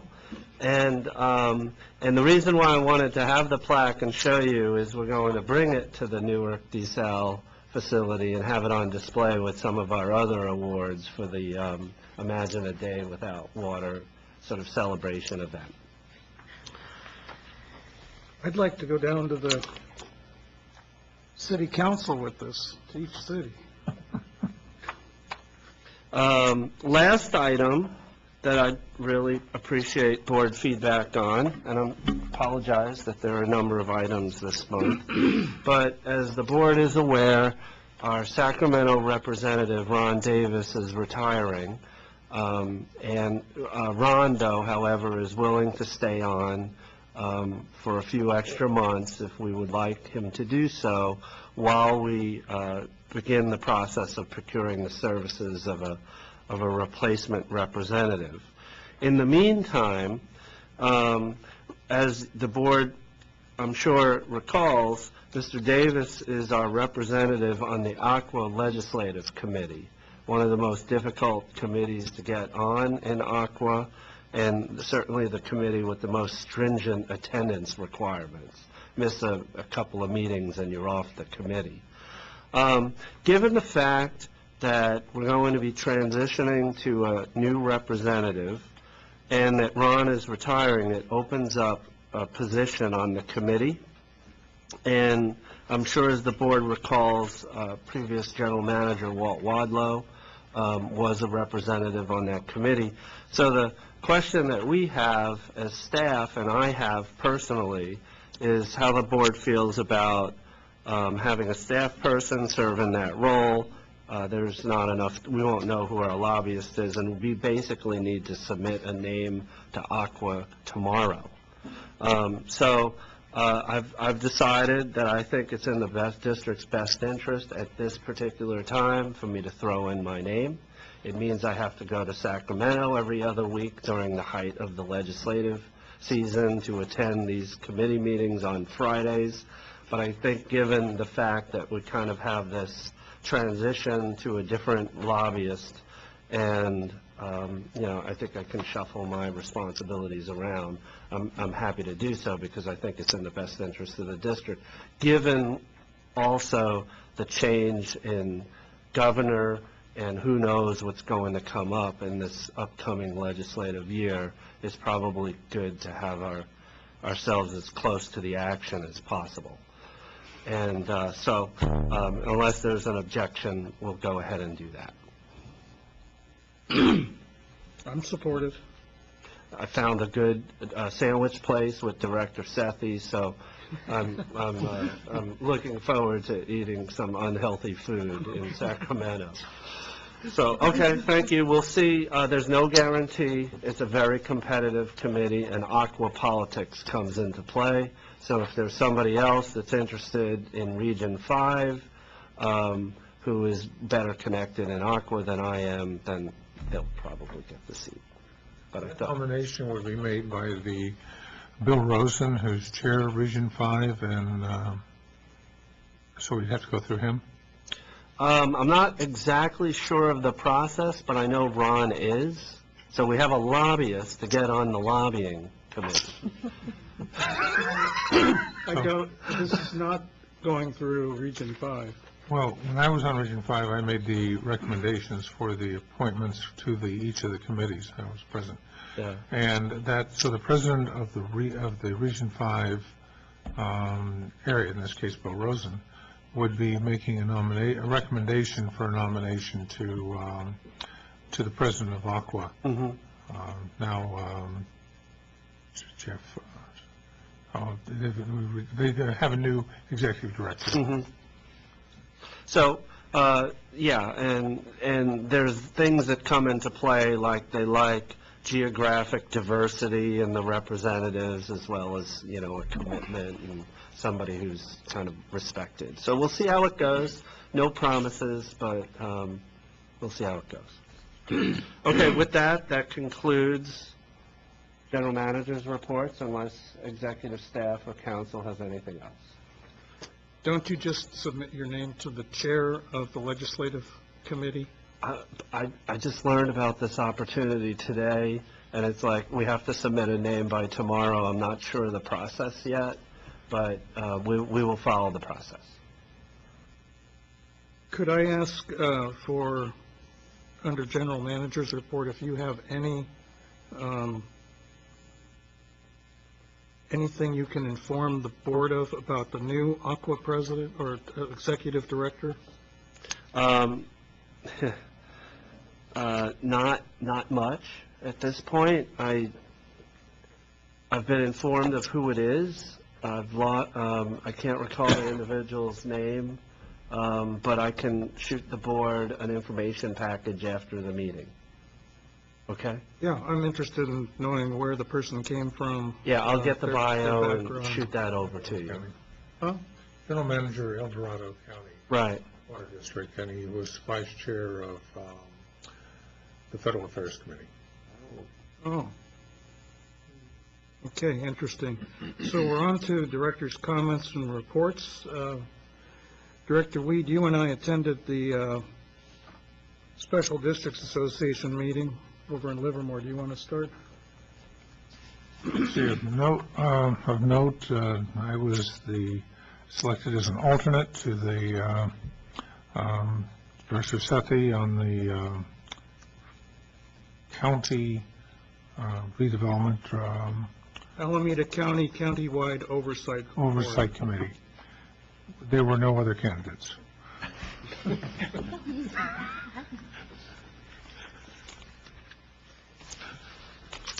I will add to that, we did have a good legislative wrap-up for this legislative session, so that was valuable to go through all of that. And then I thought that the presentation by Valerie Pryor, the new general manager of Zone 7, on giving a full presentation on the district was really an eye-opener. And it was the combination of her presentation on a neighboring district and how they operate. And it's amazing how different we are, and yet we're just right over the hill, right? So later on, Director Weed and I also participated in the Region 5 two-day conference on Sunday and Monday, and that was hosted by Zone 7. So between her presentation and then getting 2 days of field trip around their district to visit all their facilities, that made for a really good combination where you really get to learn a district at its ground roots. And we had most of the board members there for those things too. So that was great. Item 7.2 is Director Weed, your work on the Aqua Federal Affairs Committee. I had a meeting in Sacramento, which they have every year about this time. The bills, Washington is Washington, D.C. They're still waiting for some major changes, but there's hope that there'll be some more rational decisions. It was noted that Mr. Zink, the Secretary of the Interior, will be at the Aqua meeting in March. I think it's May of next year. So it takes that long to line one of these people up. That's it. Okay. 7.3, back to Director Sethy and Weed again. Weed's name is not here listed, but he was there. I can testify to it. So, to add to the great Zone 7 field trips that we had, I wanted to point out two things that I thought were of real interest to me. One was visiting the Mocha groundwater demineralization plant in the downtown of Pleasanton. And I was surprised to learn that they have incoming well water that is 350 parts per million, and the outgoing water going into the distribution system is 250. So I asked why they don't get it lower than that, something below 200, and they said, well, people in our community are used to it. So I went on one of the Tri-City blog sites, and there are just hundreds of complaints about the hardness of the water. So I would say it's a great idea, but I wish they went a little bit further. It was commented on later that that plant only operates 10 to 15% of the time. Only when they need for peaking. Very expensive polishing of water. In light of that, And they could not remember any financials on what the cost of operations or cost per acre foot was. In light of that comment, I would like to add, I forgot, in our hardness report, we didn't have one reading over 160. That's pretty good. I mean, I don't know if we shut the well field down maybe, but... So there were two other things that caught my attention at Zone 7. One is, I think we have an excellent water quality report. I don't want to knock it, but when I looked at the Zone 7 one, I thought, this really is sharp. And one thing really stood out. We call ours a water quality report. They call theirs the Consumer Confidence Report. And I really like that. And so I would ask that maybe we consider a change down the road when we do the next edition. I just like Consumer Confidence Report. It's a confidence builder. We used to actually call it the Consumer Confidence Report, and a few years ago it was switched to what it is called now, to be more in line with state regulations and what its official name is. Oh, so this is a legacy of Jill Durg? I wouldn't know that, but perhaps. All right. It's your call. But there's some other things to learn from the way the material is presented. So I'll leave it with you. We'll take a look at it. Yeah, and then the last one is for Laura Heides here. I don't know if we have something like this, but this is called Water Talks, and it's the availability of speakers to go out into the community on water topics.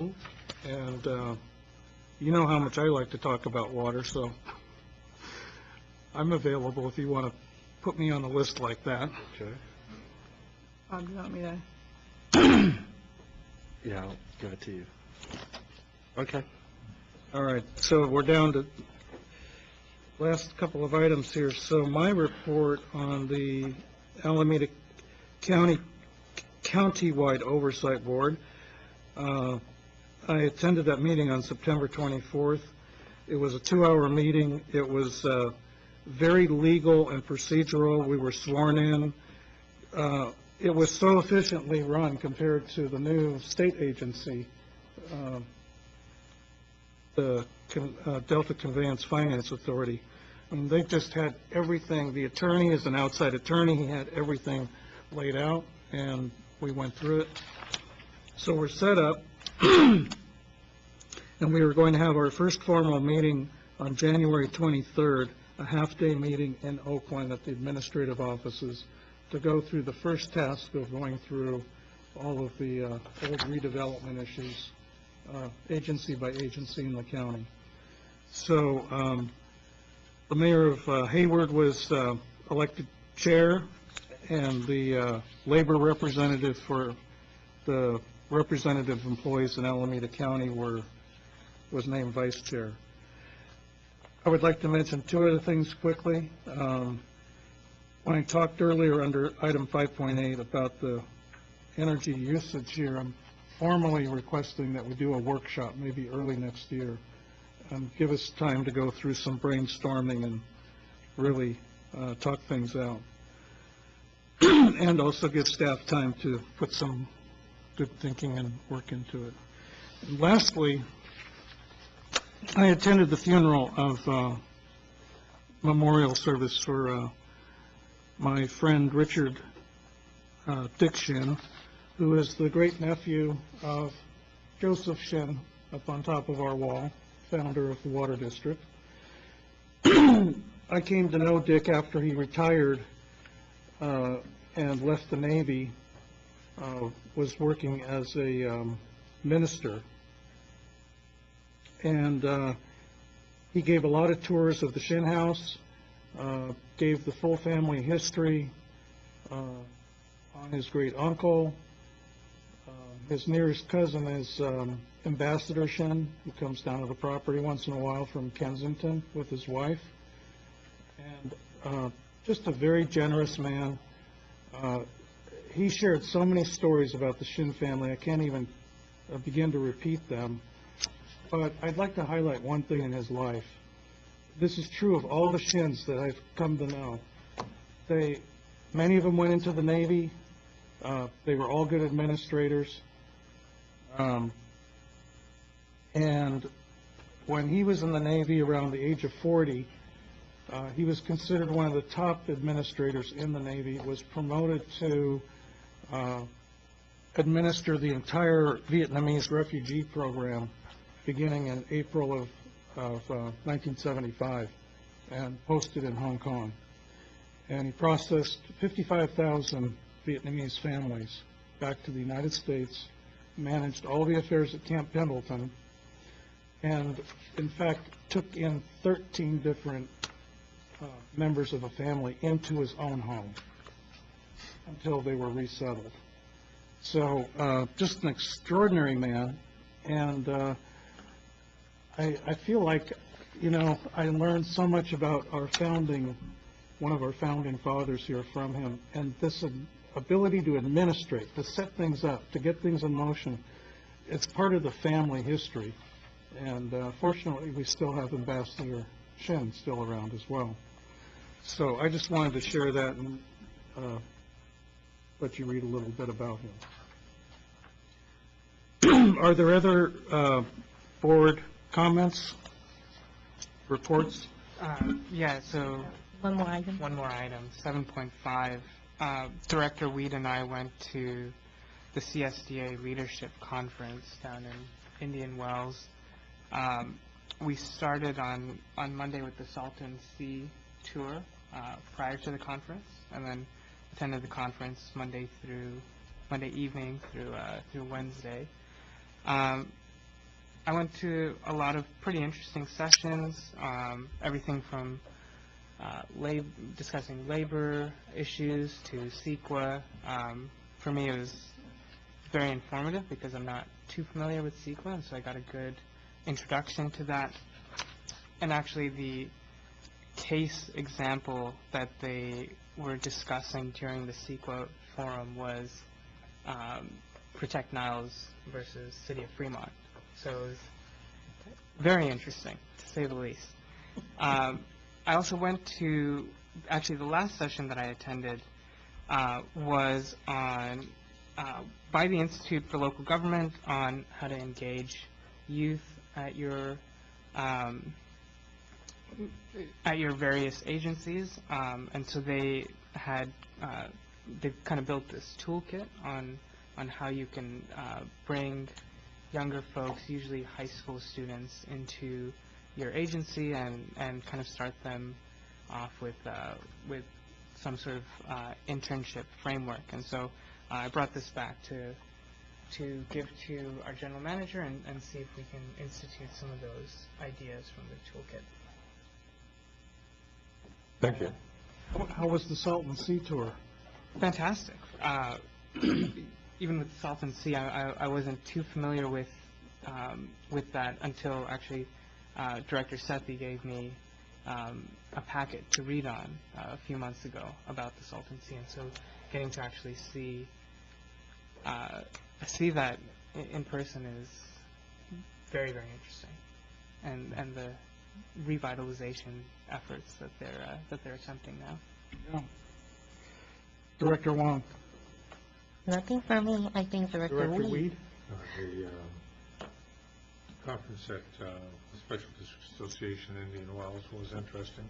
Salton Sea was enlightening to see the efforts of how far that area had gone down from being the premier recreational spot in the state of California to turning to desolation, and the government trying to come in and putting a few pockets of interest in public facilities. And they've got potentially up to $400 million to try and resurrect it. In the sense of nothing else, they got attention when the hydrogen sulfide smell covered a good portion of Southern California. And that was the impetus for getting De Leon and others to take direct support. and they've mapped that as an extraordinary political document. The conference itself, we won an award for, which was, three of us came up and took the award from the objections of concerns. I only wanted one person to appear. And there were some good conversations. So enjoyed it, and it was a good conference.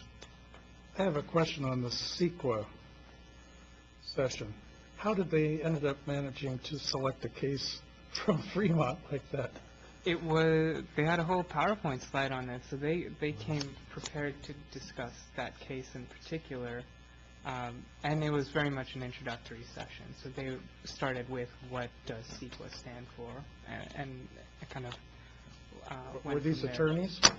They were attorneys, yes. Yeah, a couple of attorneys. Having been one of the core members of Protect Niles and attending the appeal at the California Court of Appeals, when the opinion came down, it was a published opinion. And what I found, some of the interesting highlights in that was that individual opinions count, and that the trial judge, Judge Roche, had taken particular umbrage at the fact that, and I'll use that term, my term, or the fact that people were given 60 seconds to make comments. But in those, so that he felt that that may not have been given full consideration on the part of the then three members of the council, two of whom are no longer on the council that approved that project. It's now coming back at a hard meeting this last Thursday. All right. Director Gunther, anything? Not this month. Okay. Anything from staff? Anything remaining here? Okay, so we'll close out the meeting and there's no closed session tonight, so we'll close out the meeting and adjourn at 10:10 p.m.